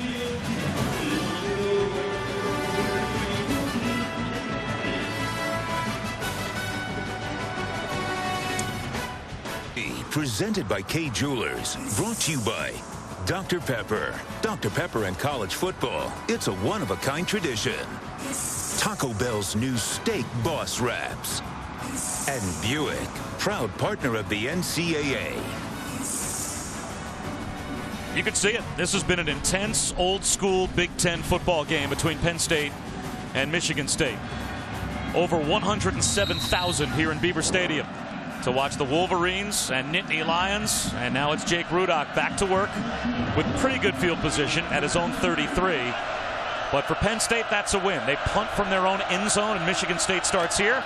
Rudock play action fake, dumps it off to his right and finds the tight end A.J. Williams with a flag down in the backfield. Anthony Zettel may have roughed Jake Rudock.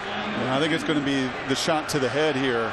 Would look like a headbutt at first glance. I think he's going to draw the 15 and give it right back after that block in the back penalty. So Michigan will probably end up with great field position after the penalty, if that is what they stay with.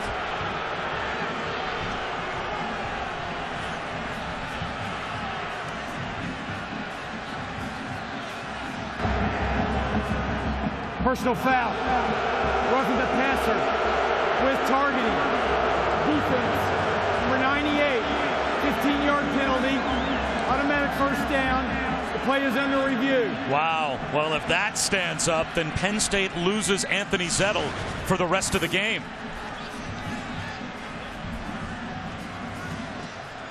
Forcible contact to the head or neck area or use of the crown of the helmet.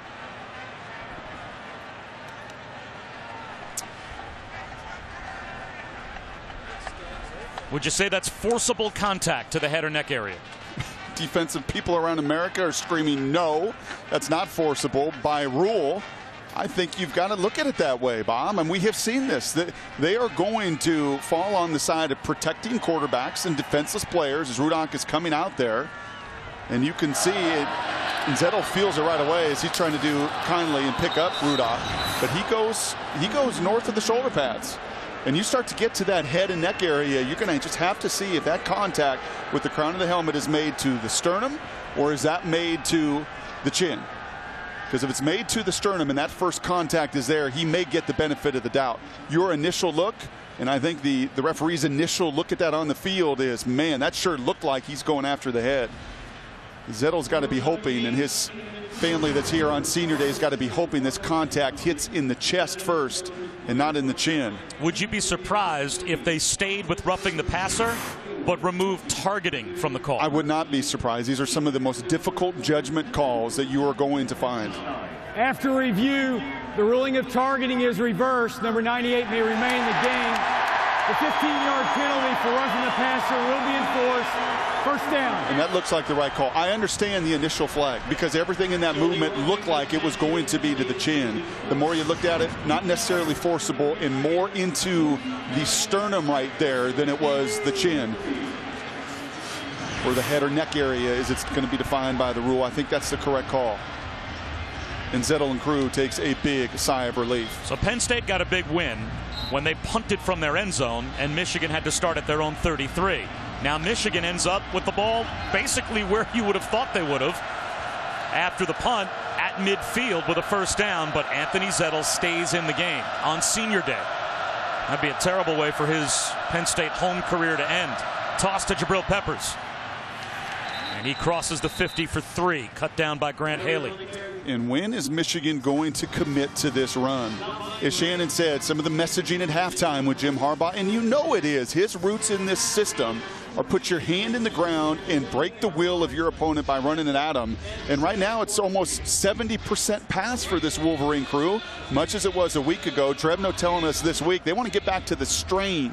They're going to keep calling it. They're going to strain to run the ball. That means finishing with 6 seconds of rage, but unable to in any way get consistent run game going. Play action for Rudock, steps up in the pocket. Scrambles to the 45. Evan Schwan tracked him down. So 3rd down and 4 coming up for Michigan in Penn State territory. And this crowd was so electric for the first 30 minutes, and they're going to need to come to life here. Been a little bit flat coming out the gate. We've seen some pre-snap penalties. They have got to be that extra defender with their noise on this 3rd down.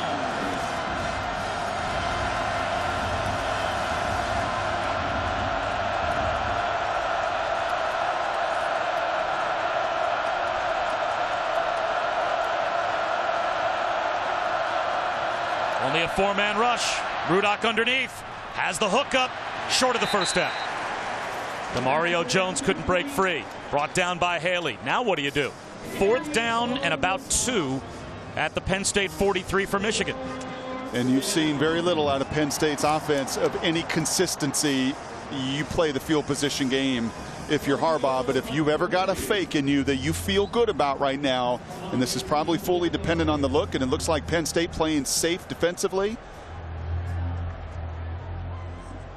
And all the guys on the Penn State sideline waving their arms back and forth, letting their players know we are not coming after the kicker. Play safe defense, guard against a Michigan fake. O'Neal looking for the corner. And that ball's dropped. It's loose inside the 10-yard line. Michigan might have it. And they do.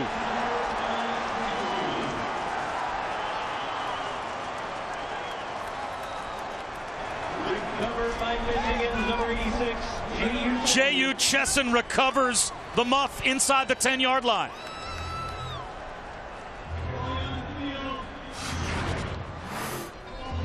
Receiver recovered by the kicking team. First down, Michigan.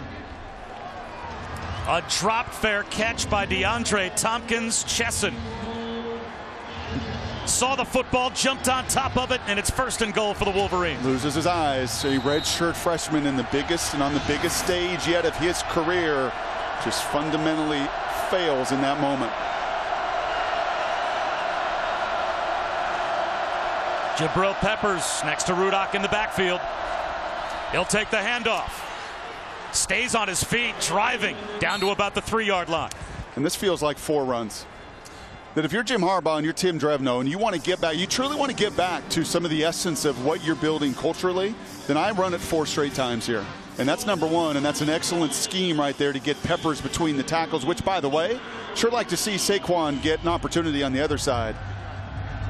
But you want to strain to run it, you want to commit to running it, play in a phone booth right now if you're Michigan and get back to the essence of what you're building culturally. Homa and Davion Smith in the backfield. Here's Smith. Moves the pile right at the goal line. And it looks like he will be marked down at the 1 where it will be 3rd down and goal. And look at the mass of humanity. You bring in Poggi, 265-pounder. You've got Homa. You've got your size. You've got your strength. Get your thumbs up. Get your arches in the ground. 6 seconds of rage. That's the strain to run the ball that Drevno wants out of this crew. And I really like the back-to-back runs, and more than likely right here as well. This time it's Homa at the goal line. Is he in? No signal yet. It looks like he is. Yes, it is a Michigan touchdown. DeAndre Tompkins dropped it. J.U. Chesson recovered it. And the Michigan offense makes it stand up. Bob, what did championship teams do really through the history of football?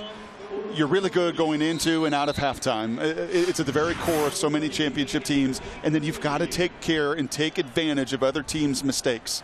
Your opponent makes a mistake, you must make them pay. That's exactly what Michigan does off that takeaway.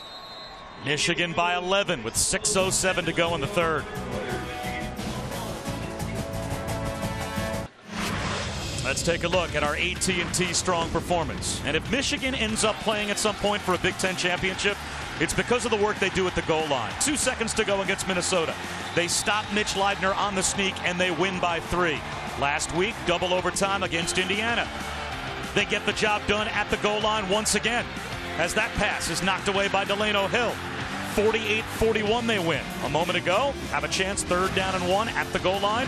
What do? They give it to Sione Homa, and he goes over from 1 yard out. They are so good in short yardage, tight window situations on both sides of the ball, Brock, that it's not an accident that their record is what it is. Veteran team, pro-style team that understands could be 7 or 8 plays that define an outcome, and they've made them when it mattered the most. Koa Farmer is gang tackled right at the 20-yard line, and let's check in again with Cassidy Hubbard.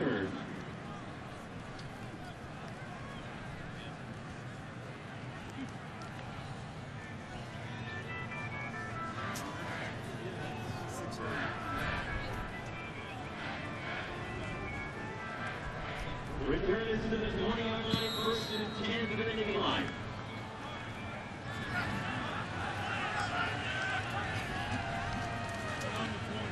Well, now we see how Penn State responds if they can. Hackenberg down by 2 scores. There's a handoff to Saquon Barkley. Flag down as he loses a yard. Willie Henry, first on the scene for Michigan.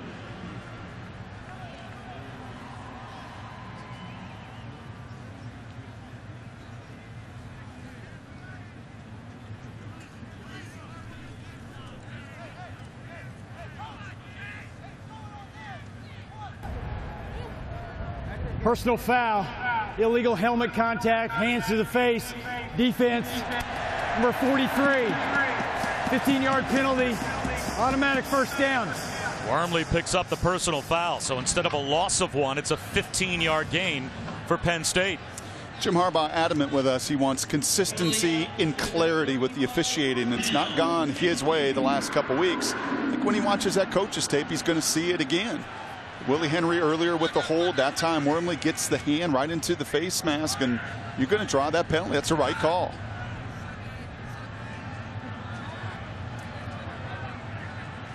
Play clock down to 5. Back to throw Hackenberg. Down the sideline, looking for Hamilton. Flag out. Jabril Peppers one-on-one with Deshaun Hamilton. And this will go against Peppers. Jim Harbaugh and the entire Michigan sideline losing their minds.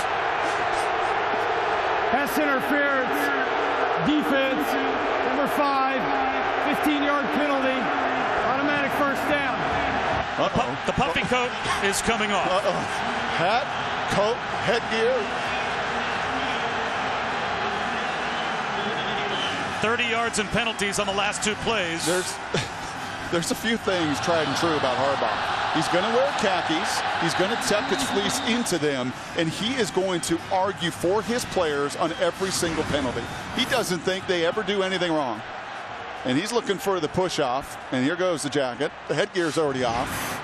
I think he had a point. I think the first contact was Hamilton pushing off, and the officials didn't give the push off to Peppers. They got him with the second contact as he tried to catch back up. Again, going right up the middle and going nowhere is Saquon Barkley. James Ross made the tackle. Jim Harbaugh is still furious. You can see he said he pushed off. That was the call that he wanted. That was the call the entire Michigan sideline wanted. Yep. And I think he has a case.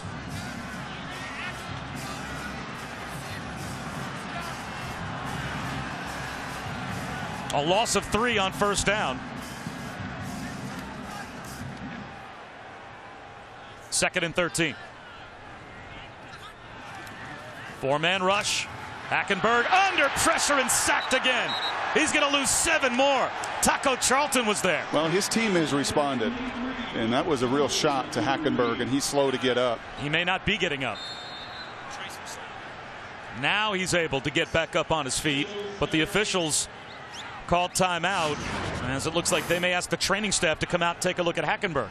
And that's a wonderful job by Charlton of using his hands, and it's that backside hit there from Henry, and you see this, and this is where it gets dangerous for a quarterback. It's not that hit that you can feel. He knows that Charlton's coming right through his sternum. It's that backside where Willie Henry hits him in the back of the head that you don't expect coming. That one did the damage.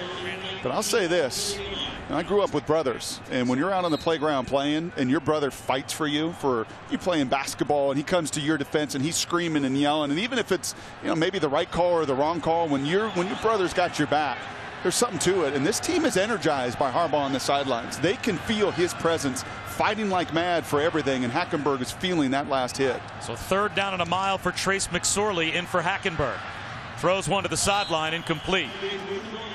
So the only yardage gained on that possession by Penn State, the 2 15-yard penalties called against Michigan. Changes field position possibly, but Penn State will have to punt. And here is what Harbaugh is so furious about. And Peppers, they're hand fighting. There's a little push. And that's what he wants. He wants that initial push, as does the entire staff that's running down the field with the hand fighting. That seemed like a pretty clear push off. Deshaun Hamilton. But so often they say they get the second guy, not the first guy. That's exactly right. And that was the call they got after a 37-yard punt. And a fair catch made by Peppers. Well, it's week 11 in the NFL. Monday Night Football has a great AFC East battle. Rex Ryan and the Bills take on Tom Brady and the undefeated Patriots. 8:15 on ESPN. Coverage begins with Monday Night Countdown at 6. Also streaming live on Watch ESPN. You agree with me with Harbaugh emotionally that his team responds to that? Wouldn't you as a player? Oh, absolutely. He's got my back, and he's going to fight tooth and nail for every call, even if it's a judgment or 50-50 call. And this very veteran team of a lot of seniors, they know that guy has his back and their backs. Rudock off play action to the sideline. Jake Butt makes the catch. Does this not now feel like a game where if it's going to turn for Penn State, their defense is going to have to make another big play? Yes. Their defense, their special teams, the other situations, because digging out of the hole and being down a couple scores and thinking you're going to get in the rhythm and you're going to protect against this crew and win all these shots down the field, yeah, your defense got to rise up. And mark Jake Butt out after a gain of 6. There's Nassib still on the sideline. 2nd down and 4. Out to Darboh. Makes the first man miss. Picks up a 1st down. Well, Shannon's down there, and Shannon, the Penn State defense still without arguably their best player. You know, Bob, Penn State, they don't release any injury information, but I'm watching Nassib. He has his helmet on over here on the sideline. He's actually been signaling in some calls to his defense, sitting on the bench with them, but you can certainly feel the frustrations for this Penn State defense starting to rise. One of the defensive coaches came over to them and said, we have got to fix whatever's going on. We're not making plays. We're not doing anything.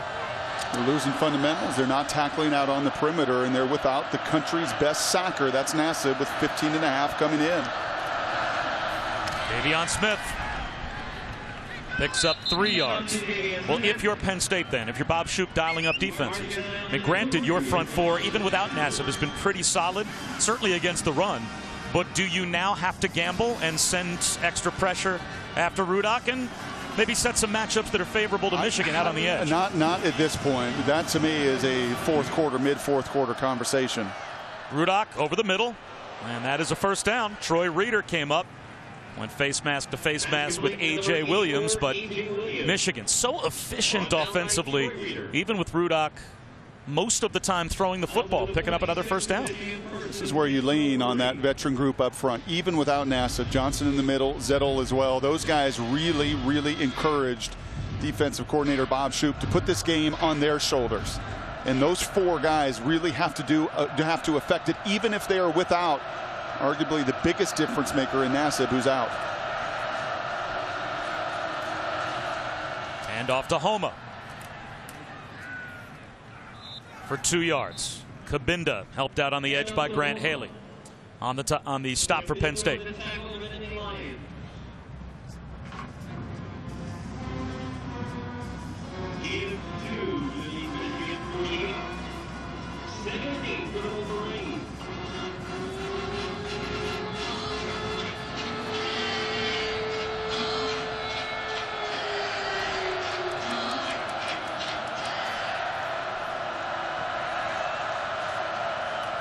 Play action again for Rudock. Steps up in the pocket. The ball comes out. Jumping on top of it is Brandon Bell for Penn State. It looked like Bell knocked it out, and it looked like Bell recovered it. Penn State's got the football.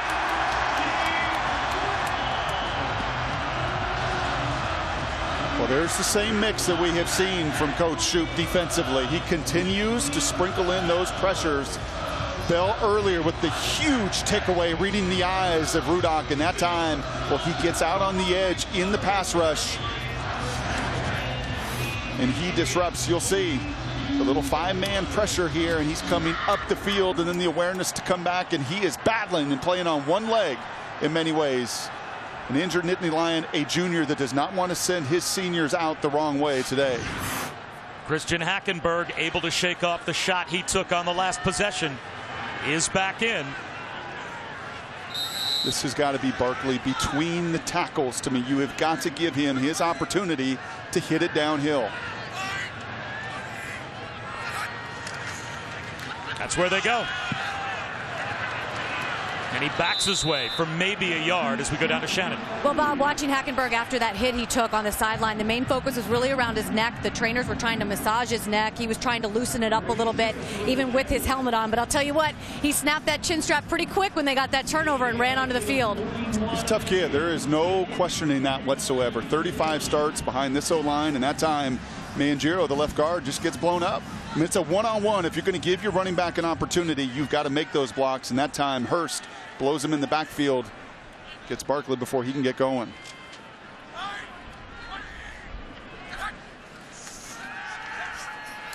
Hackenberg down the sideline for Godwin. Almost intercepted. Demonte Thomas came over to help on the coverage, almost picked it off. And now it will be 3rd down and 10 in the last half minute of the 3rd quarter. And this is what Michigan wants you to do. You want these low percentage throws? Go right ahead. You just want to keep throwing go routes versus one-on-one press coverage. Our guys are better than yours, is what DJ Durkin and crew are going to say, especially that guy, Lewis, the country's best at breaking up passes. It's just such high risk offense of just low percentage throws down the field. Where are the simpler completions? Where's the consistency in the rhythm for a quarterback that so desperately seeks it? Averaging less than 2 yards per play their last 30 plays. 3rd down and 10. Hackenberg to the sideline. Hamilton, did he hold on? Tumbles out of bounds and they say no. Juggling as he went out. Jabril Peppers, Delano Hill were both there to knock Deshaun Hamilton out, and he just couldn't maintain control. That is a perfect pass on a 3rd down where you have to have it. Christian Hackenberg could not have thrown that ball any better to Deshaun Hamilton, but it's Peppers and crew that are breaking it up, that are making these plays. It's Penn State on the other side that's missing tackles, and it's Michigan's defense stepping up, and what a critical, just game-defining 4th and 10. Not a good 4th down team, not a good 3rd down team, which leads to 4th down decisions that are tough.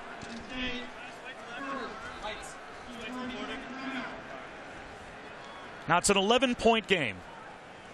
It's 4th down and 10. This is low percentage in a game that, granted, you only have 10 points on the board, but one big play could swing it either way.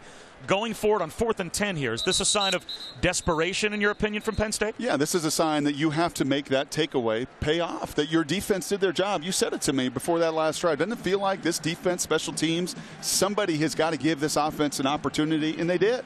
And you know what Hackenberg did right there as well, and Deshaun or Hamilton's got to come in with that reception, and he does it, and now you're up against it. And welcome to Penn State football offensively this year. Against quality opponents, you have been up against it.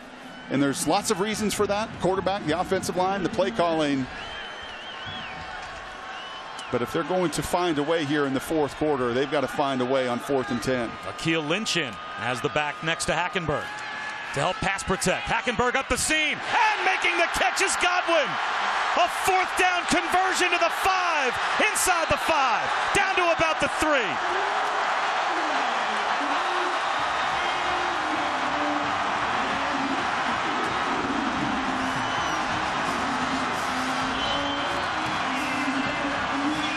What a way to end the 3rd quarter. As we've got 10 seconds left, Penn State huddles up, but they're not going to get a playoff before the end of the 3rd, so we will head to the 4th with Penn State on the doorstep trying to make it a game again. Guts, fortitude, and perseverance, and the quarterback with arguably the biggest throw of his season right there to get this stadium ignited for what's going to be a fantastic 15 minutes.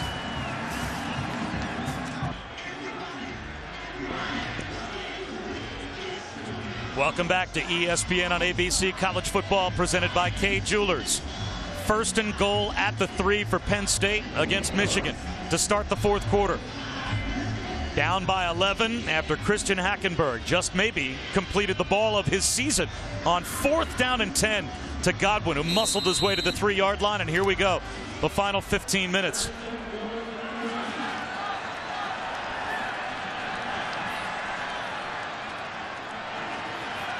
Saquon Barkley back in at tailback. Hackenberg, back pylon, jump ball, incomplete. Looking for Geno Lewis. It'll be 2nd down and goal. Jeremy Clark on the coverage. You reference those 2 throws, 3rd and 4th down. You can't put it any better. This is a cereal box throw. He's got one spot to hit a cereal box 25 yards down the field, and to me, this is a car wash. He throws it through a car wash, and it doesn't get wet. That is tremendous poise. And he's polarizing, and I've been hypercritical on him, but when he delivers and he stands and guns it, he can throw it with anybody. This time they'll give it to Barkley, and Barkley's going backwards. He lost 3. They'll give him forward progress to the 6, but Ben Gideon was there to force him back, and now it's 3rd down and goal, and it's probably back in the hands of Christian Hackenberg. And we saw this earlier. They got down here on their opening drive, the big run by Barkley, and it was 3 straight runs for nothing and settling for a field goal. And I credit this Michigan defensive line now in this situational ball. They have been the one blowing up these run plays. That initial penetration kept Barkley dead in his tracks. Well, both of those numbers for Michigan's defense are stunning. Only 4 touchdowns in goal-to-go situations. Only 11 goal-to-go situations on the season. Here's 3rd and goal. Hackenberg. No one home. Well, now you have to kick the field goal and make it a 1-possession game, you'd think. Kyle Carter looked like he got tied up and may have been the intended receiver. No, he field was. goal here cuts the lead to 8. It's a 1-possession game, but that is bitter for Penn State. That's a tough pill to swallow, getting to the 3 and moving back 3 yards. Well, they like that play. That's called a stick nod, a little out and up by the tight end. But that time, Thomas just right up in Kyle Carter, not giving him an opportunity to wiggle free.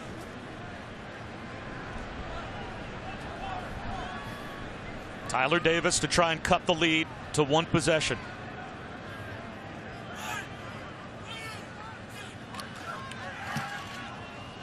He's got it. Snuck it inside the right upright. 1 minute gone by in the 4th, and Penn State is back in the game.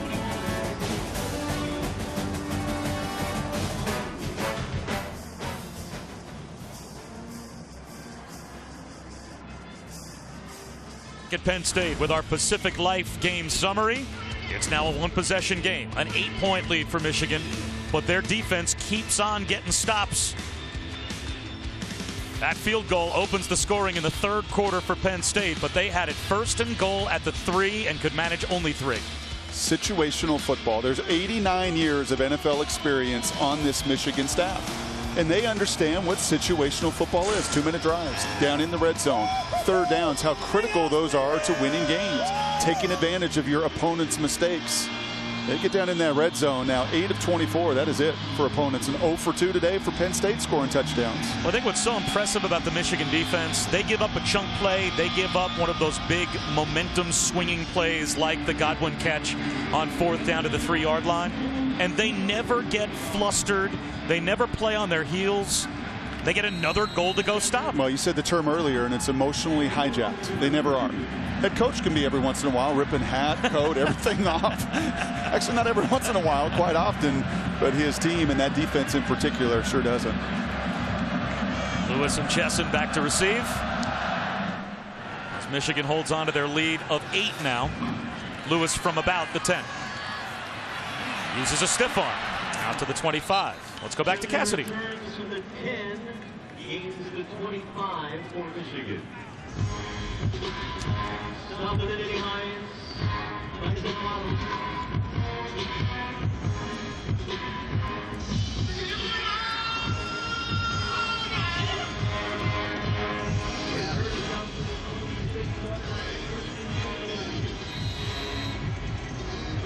North Carolina trying to stay as one of the hottest teams in America and head towards an ACC championship matchup with Clemson.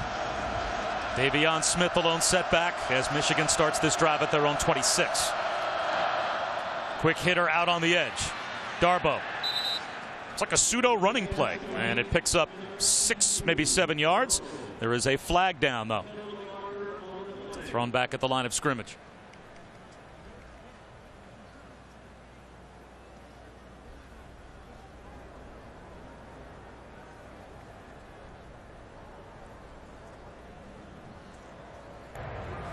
Personal foul.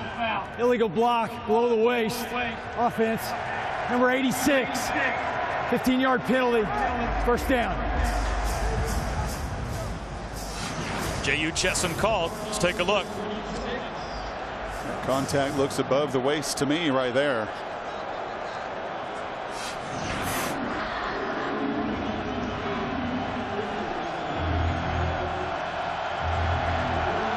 So that becomes a 13-yard penalty back to the 13-yard line after all is said and done. 1st and 23 for Michigan.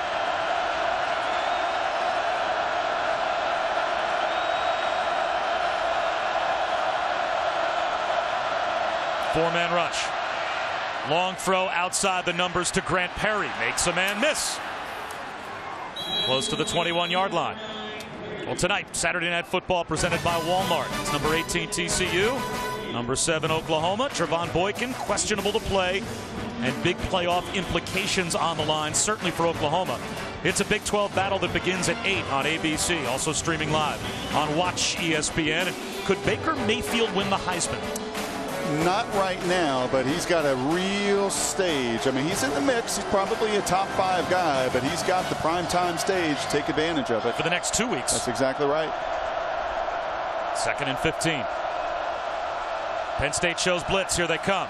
Rudock, well protected to the sideline, incomplete over the head of Grant Perry. So now it's 3rd down and 15 for Michigan.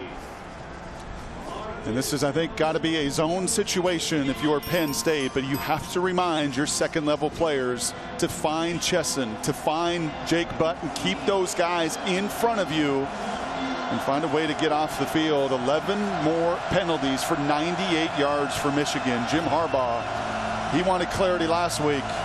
He's going to really be seeking it from the league office, I think, after a couple questionable calls here in the 3rd and 4th quarter.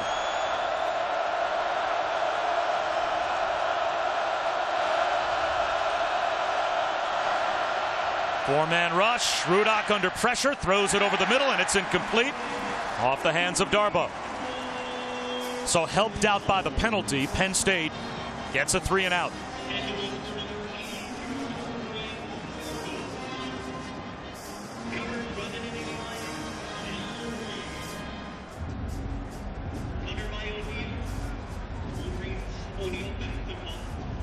It'll be Greg Garrity dropping back to receive the punt. Remember, DeAndre Hopkins had the muff of the fair catch that set up the Michigan touchdown. So James Franklin changes up his punt returner, and this is a returnable kick if Garrity can track it down on the back pedal. Turns the corner to the 38-yard line. Good field position for Penn State within a score with 12.5 minutes remaining here in Happy Valley.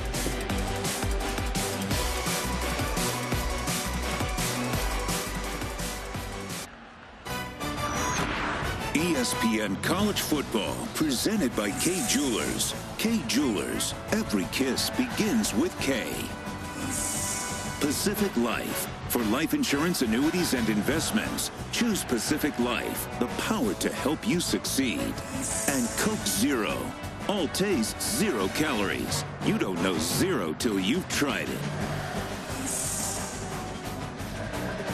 Exactly the type of hard-hitting, intense Big Ten football game you would expect in November, with so much on the line, especially for Michigan. Penn State would love to win on Senior Day, but Michigan, if they can win today and get to the Ohio State game next week with a chance to go to the Big Ten championship game with a win, they have to survive this 4th quarter. And Christian Hackenberg play action on 1st down with a slant to Deshaun Hamilton for 5 yards. Michigan State, Ohio State coming up next. So Michigan, if they get not only a win today, but a win by the Buckeyes over Sparty, then next week it would be a winner-take-all game between Ohio State and Michigan for the division title and a trip to the championship game against Iowa. And the college football playoff is not dead yet for the Wolverines. Hackenberg might be a free play. They set up the screen. It's tackled for loss, but it looked as if it's another neutral zone infraction at the snap by Michigan. That's going to be on Willie Henry. That's number 4. Offside. Defense. Number 69. 5-yard penalty. Repeat, 2nd down. Let me paint the picture about what I just said and see what you think would have to happen. Michigan wins this game and they survive. They beat the Buckeyes next weekend. And then they beat an Iowa team in the Big Ten championship game. And their last 2 wins are basically pseudo playoff team wins.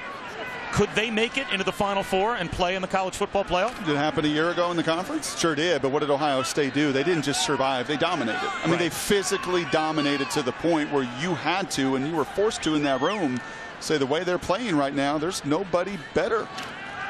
2nd down and short for Hackenberg. Steps up, will he run? He can run for a 1st down as he gets a block on the edge and will do just that. Well, this Michigan team doesn't seem to be the type of team that's going to load up 40 and 50 offensive points, but their defense can play dominant football. Would that be enough to pass the eye test, or would they have to have not only wins but lopsided wins to convince the committee that they can move from 12th all the way up to the top 4? Yeah, and I think it's game control as you're taking a look at DJ Durkin right there. Game control, what that looks like to your eye matters. What happens in the rest of the top 10 as well? What happens to Oklahoma State and some of these teams ahead of them? Sitting at 12 is not an impossibility. I agree with you. You got to run the table, and you've got to do it in some form of dominant fashion. Hackenberg looking for a big play, and no one but Jabril Peppers had a chance to make that catch, but there is a flag thrown late in the secondary. Deshaun Hamilton was the intended receiver, and Jim Harbaugh, it looks like, is waiting to come apart at the seams on the Michigan sideline if this turns out to be a penalty against his Wolverines. Pass interference, defense, number 26, 15-yard penalty. Automatic first down. Well, not the reaction we've seen from the coach earlier in the game. Maybe he agrees with this call. Well, that's some contact there on Jordan Lewis down the field. You know they're going to grab. They're going to, at times, force these calls to come your way. There's enough contact there to impede some of his movement. I will tell you this, though. Take a look at the tight end here coming out. We talk about seeing the entire field. So you got the penalty there. Who's covering the tight end? Who's covering the tight end? Christian Hackenberg cannot predetermine against elite defenses where he's going with the ball. Michigan shows blitz. Hackenberg flips it down the sideline, looking for Barkley. And it's incomplete. Joe Bolden pressured Hackenberg. It's week 11 in the NFL and on ESPN. Kick off the day first with NFL Insider's Sunday edition. And then much was made of the Cam Newton celebration. Find out what other former celebrators think of Newton's dance. From Billy White Shoes Johnson to the Icky Shuffle, Terrell Owens will weigh in as well. Sunday NFL Countdown at 11 a.m. following NFL Insiders at 10 tomorrow on ESPN. Love Billy White Shoes Johnson. Second down and 10. Barkley. Lost at least 2, if not 3. Maurice Hurst with a tackle for loss as Brock Ewart is frustrated, as I think all the fans here at Happy Valley are. It's third down and 14. Well, tell me something over 3.5 quarters. Have you found any success running laterally? Have you had one play where you sit there and say, oh, we got to get back to that. We got to get back to running it. No, you have not. You have not seen one thing laterally work against this team's speed. And that second down call, look what it does to you. Puts you in that third and extra long situation that is so difficult to convert. And now Akil Lynch back at a tailback, maybe to help pass protect for Christian Hackenberg. Hackenberg under pressure, extends the play, gets a block, down the sideline. Hackenberg's got the first down.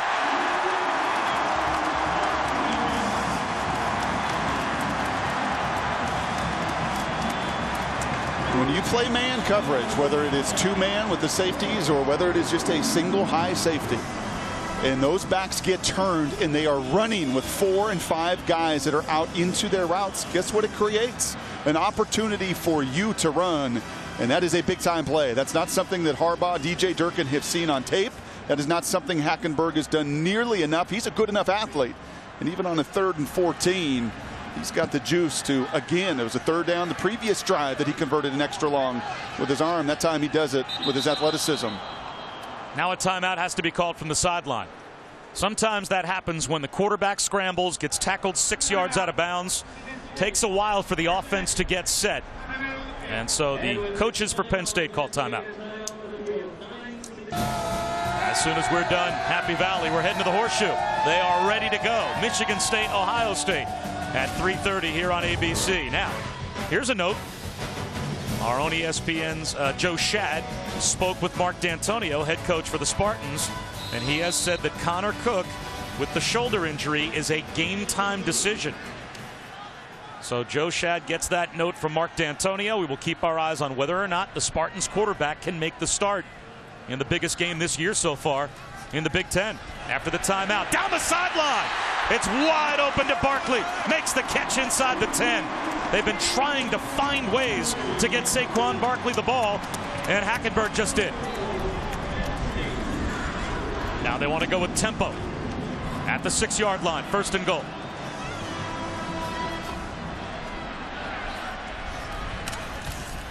Slant left, incomplete. Peppers on the coverage, all over Brandon Polk. We've given a lot of credit to the other side, Harbaugh and his offensive staff, of creating matchups. They finally get their most dynamic player in space. And watch the 2 linebackers here, the 2 veterans. Morgan and Bolden can't get over the top of that wheel route. A better throw gives Barkley a chance to catch and may break that tackle.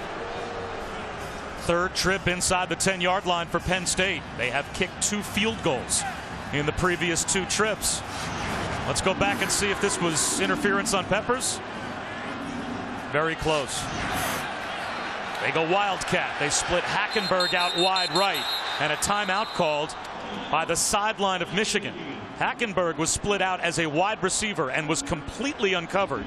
I'm not sure if there was an adjustment there that maybe Barkley could throw the ball to Hackenberg. Who knows? But whatever that formation irregularity was that Penn State threw at Michigan, well, Jim Harbaugh didn't like it, so it's a defensive timeout called by the Wolverines. Jim Harbaugh is going to enjoy postgame. It started in warm-ups. He took a ton of throws all game long. It's 12 penalties. He is just furious at this officiating crew. He's coming to the defense of his team. He's sprinting down the sidelines for timeout. He is so engaged. But you said this earlier, Bob. It is situational football. They're not who they're going to be, Jim Harbaugh's team, in 3 years. They're going to run it much better than they have today in this season. But his team believes, and especially defensively, they are not emotionally hijacked in these moments, even if head coach is a bit energized. Yeah, they never get rattled. Nope. This is the 3rd trip, as we said, inside the 10-yard line for Penn State, and both of the previous 2 trips, this defense held to only a field goal attempt. If you can't run it in here, you're going to have a hard time. 10 games, they've given up 5 touchdown passes. In 10 games, 5 touchdown passes on the entire year. Same formation. This time they account for Hackenberg. Wildcat and a little jet sweep trying to turn the corner. Brandon Polk short of the goal line. Jared Wilson one-on-one with the speedster, the true freshman Brandon Polk, and he made the stop inside the 2 at about the 1.5-yard line. It'll be 3rd down and goal.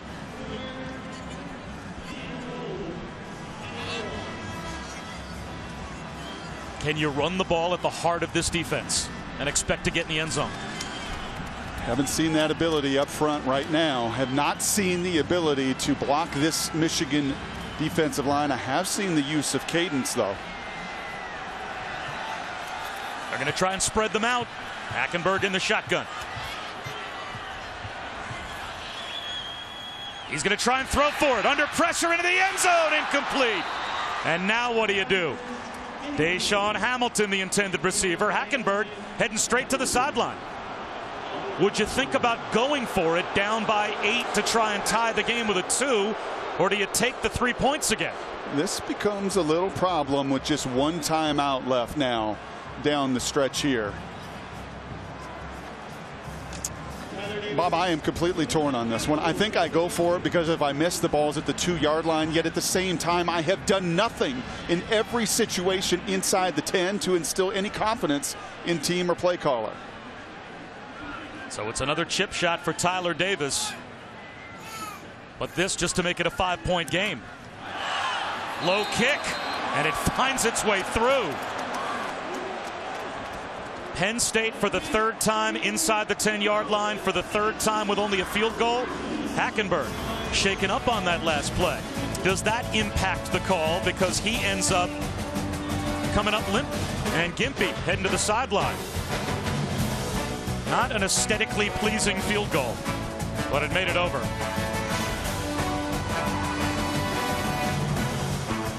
And stick around at SportsCenter at night. Catch all the day's college football, and a huge day, especially in the Big Ten.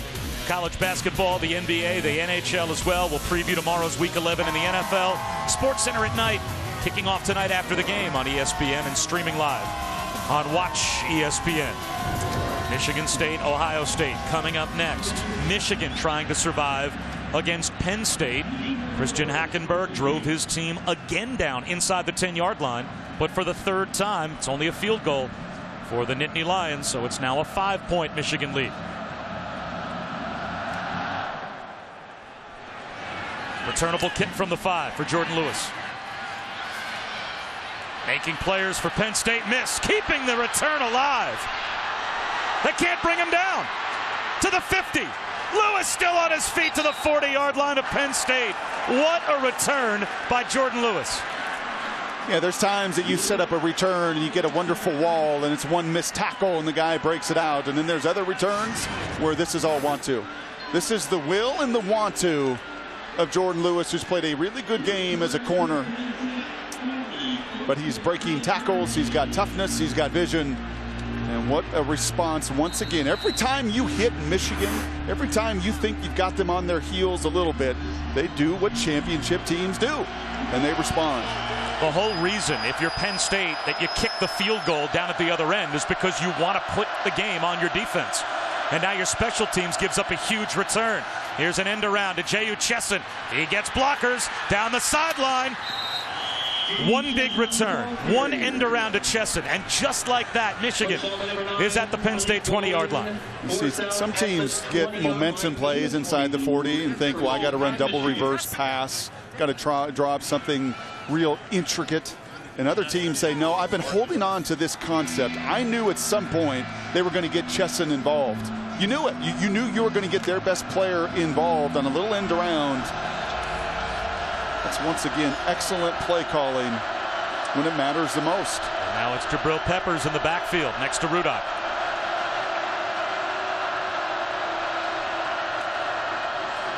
Handoff. And Peppers stood up behind the line for a loss of a yard. Torrance Brown makes the stop. Let's go back to Cassidy.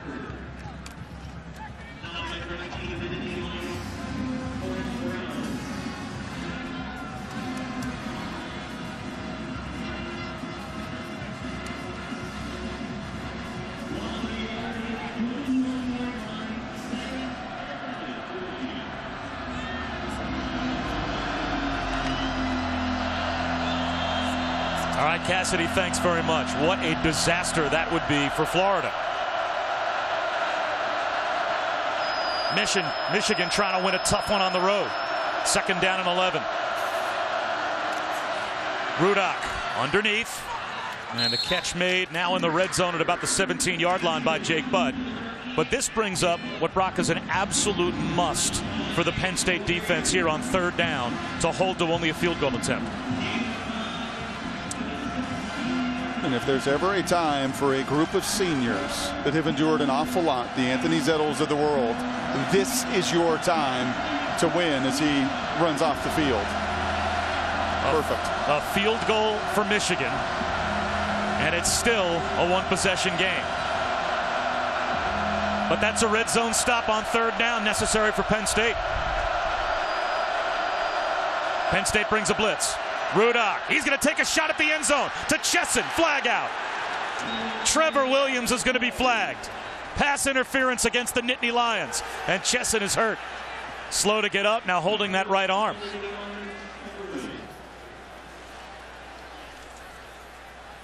Pass interference, defense.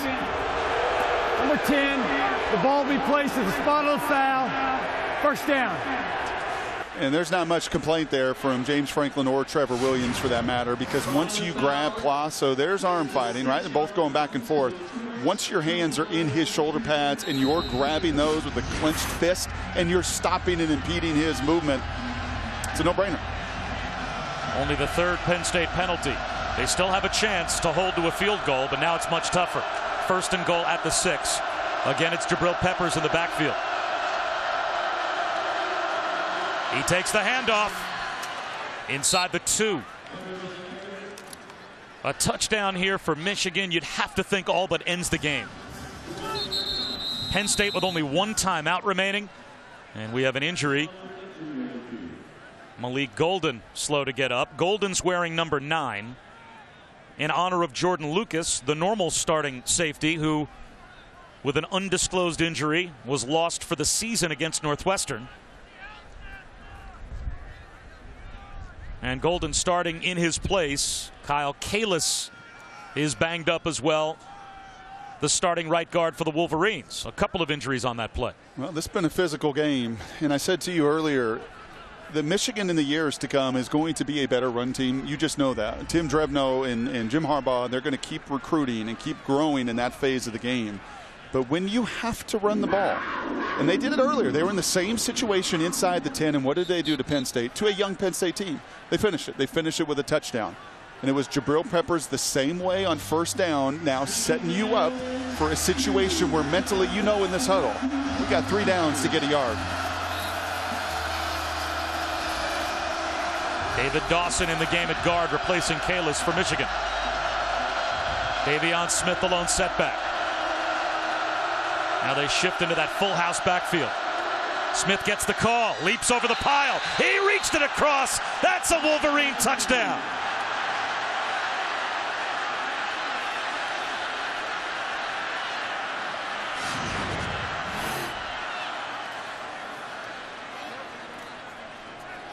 And a good call. Right down the line, the ball breaks the plane, and Brock again.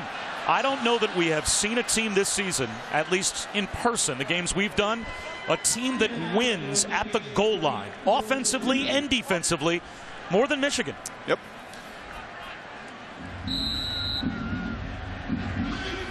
They don't just win drives, they win games at the goal line.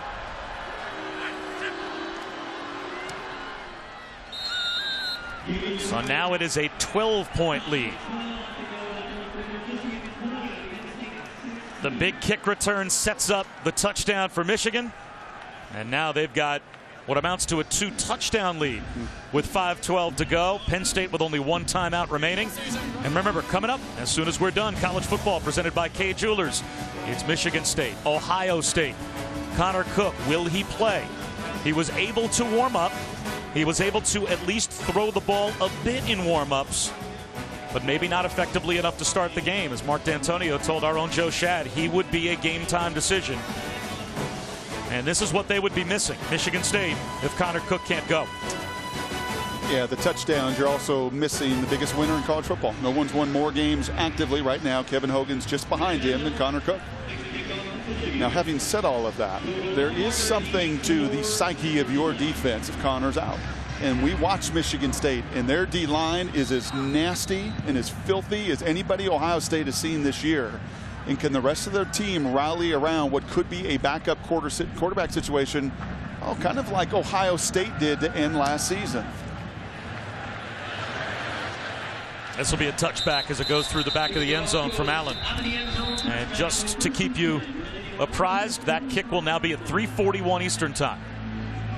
So Michigan State, Ohio State up next. And now Christian Hackenberg needs to do what this Penn State offense has not been able to do at any point today. And that is move the ball down the field with chunk plays. They only have 1 timeout left and 5:12 to go. And now they need 2 scores. And a sense of urgency and a tempo, because you burned, as you said earlier, in this half, those 2 timeouts. Nothing will be easy. There will be no gimmies. Michigan is not going to go into any prevent defense. It's not what they do. So they're going to come up and continue, as you see, to challenge, play that press man, and you've got to be precise with your throws.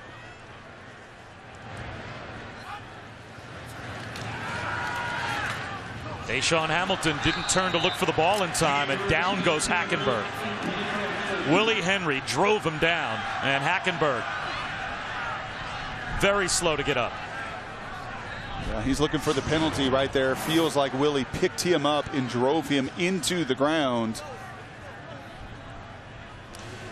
In your league, in the NFL, that is probably a 50. If that's Tom Brady in the NFL, that's a 15-yard penalty. You don't see that called as consistently at this level as you do protecting the guys at the next level.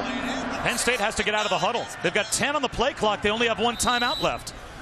You can't call your final timeout with the clock stopped. And that's just what Penn State did. Hackenberg was so slow to get up after being driven down by Willie Henry, looking for the flag, trying to shake off the contact, that by the time Penn State finally got back in the huddle, they used their last timeout with the clock stopped.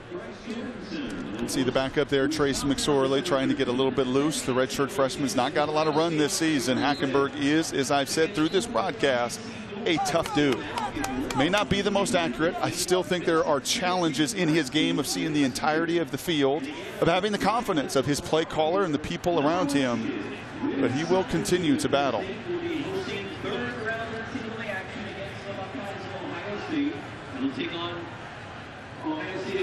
So now Penn State still with 5:09 to go, and we have seen stranger things that a team score twice in 5 minutes. But now you're out of timeouts.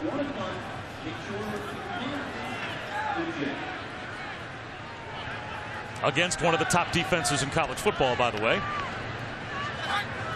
2nd down and 10. Catch made by Geno Lewis, and that will pick up about 8. Channing Stribling bumped him out. 3rd down and 2 coming up in what will be all 4-down territory now for Penn State. Your 2-minute drill. You got to treat this drive like your 2-minute drill and have a tremendous sense of urgency. 5-man rush. Under pressure is Hackenberg. He goes down, and now it'll be 4th down. Wormley, Henry combine on the sack for Michigan. And now it's back to 4th down and 10. Henry and Wormley on the sack. And Hackenberg is trotting off the field as if they were going to punt. And the coaching staff waves him back in the huddle, but now 20 seconds has come off the clock, and they haven't gotten a play called yet. They don't have a timeout. This team is not yet built for these moments. I can't believe that Christian Hackenberg thought they were going to punt the football there. 5 on the play clock. 4th and 10. Under pressure, stiff arms, throws to the sideline, incomplete. Royce Jenkins Stone all over Hackenberg, and Michigan gets the ball back on downs. And again, it's their defense that does the job. And there's just been some frustration. It's mounted and it's grown, I think, for Christian. And well, it seems like in nearly every broadcast that you look at this Nittany Lion offense, and number one, there's challenges on the offensive line as you're going to see the pressure. Secondly, you're going to see press man coverage, that same 2-man, and you tell me where to go with the ball. You tell me where one guy is winning, where there is one concept there of a great outbreaking route, or that seam that we saw earlier, some concept to beat that coverage. You get no separation, you get a lot of pass rush, and you get the hands on the hips and a beat up body. And a Hackenberg is going to be real sore in the ice tub tomorrow. Davion Smith inside the 20-yard line before he stopped. That's a gain of 5. Forward progress stopped inbound, so that will keep the clock rolling uninterrupted. And that will take us down well inside of 3.5 minutes. Yeah, and you look at these two teams, and Rudock is a 5th-year senior. Now, Michigan is one of the most veteran teams in all of college football. Their starters average about 3.7 years for Jim Harbaugh. That's what he inherited when he came to Ann Arbor, a veteran team that in many ways was built to win with a lot of recruiting classes. The youngest team on the other side is James Franklin's crew. And you almost just get a feel here in the situational football and the way they manage the clock down the stretch. Some of the challenges of a team that is ready built, that is tested, ready for this moment, and another group that is just not quite there yet. Yard shy of a 1st down, Davion Smith. And one more 1st down for Michigan, and they could just about take a knee. Yeah, we talk about the hot teams at this time of the season. And right now, Michigan, I'm not sure they're playing much differently than they did a month to 6 weeks ago. They've got a veteran quarterback that operates a very efficient offense, couple of playmakers that make plays at the right times, but they have a defense that has been good all season long. I mean, look at these numbers, 330 yards of offense on the day, just 74 rushing yards. This is, again, another outing where they just didn't command the line running the football, but they win when it matters. Well, they've held Penn State to 207 yards of offense. Yes, and they did so because they went on 3rd down. They win in the red zone. Michigan. They win in goal-to-go situations. Jim Harbaugh lets the clock wind down as far as possible and calls a timeout before 3rd down and 1. And you wonder what's going on right there between those ears of that helmet. Is this it for Christian Hackenberg in Happy Valley? I mean, it's a legitimate conversation, but talked about obviously in this town a lot. Now, what does he feel like about this program and this team and where it's going, about his offensive staff and identity of the people around him? An offensive line that's gotten a little better this season, but not a lot. A group of receivers that I think are good, but they're not great right now. I think he's got a young running back behind him that's a future star in this game, and Saquon Barkley. Didn't see it today, but you've seen it through the course of this season, and there's a lot of decisions that Christian and his family are going to have to make here as this season ends in the next couple weeks, in the next month or so, of whether or not his development is going to be best here in this program, or whether it's time to get to an NFL where he's not going to be drafted high. He's not going to be a top 10 pick or first-round pick. There'll be a lot more questions and answers going into that process.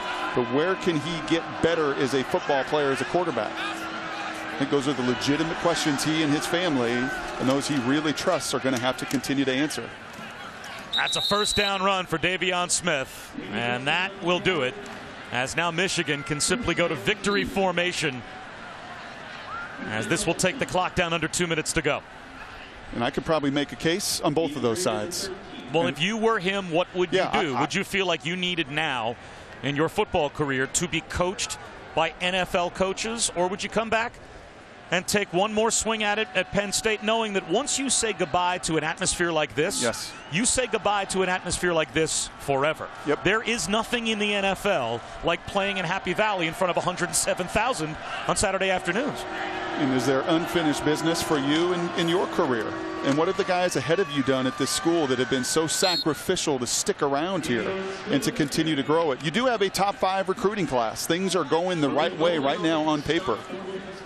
This is also clouded by the fact that his best year, Bob, his best year as a quarterback was his first year with Bill O'Brien as a true freshman. Now, they were better up front. I mean, he had a couple NFL guys protecting for him. You know, he had some more probably pieces around him his first year than having to endure some of the short numbers, the scholarship reduction that they have over the last 2. At this point, Michigan doesn't have to run plays, but they are, and they're down just outside the 5-yard line. And they're going to run it again with Smith. And some pride shown by that Penn State defense, stopping him at about the 3-yard line. Ultimately, I came back to school. After my 3rd year, I had the same evaluation process, reached out to the same NFL people, talked to all my family, and ultimately it had to be my decision, as it will be for Christian. He will get lots of counsel from everybody, from the NFL people. In fact, Penn State's, you know, they've got an outside group that works for them and for all of their kids to evaluate where they are. But I think in the end, he went to college and he came here for Bill O'Brien because he felt like Bill would develop him. That's what was at the top of his list. That's what he wanted to do. And he's going to have to make some of those same decisions as he moves forward here over the next couple months of where is his best football going to be. And as I said, I think there is a real case to be made for both sides of that coin. Now Jake Rudock takes a knee, and on the other side for Michigan, they now celebrate their 2nd consecutive road win against tough teams that certainly from a record standpoint seem a little underachieving, but at the same time they have put themselves in a position where if Ohio State beats Michigan State coming up next, think about what we'll have next week when those two teams get together, the Buckeyes and the Wolverines. Congratulations to Michigan. They find a way to get the job done again. 28-16. They beat Penn State here in Happy Valley. Coming up next, number 9, Michigan State taking on Ohio State. For Shannon Spake, Brock Ewart, I'm Bob Wischusen. So long from Beaver Stadium.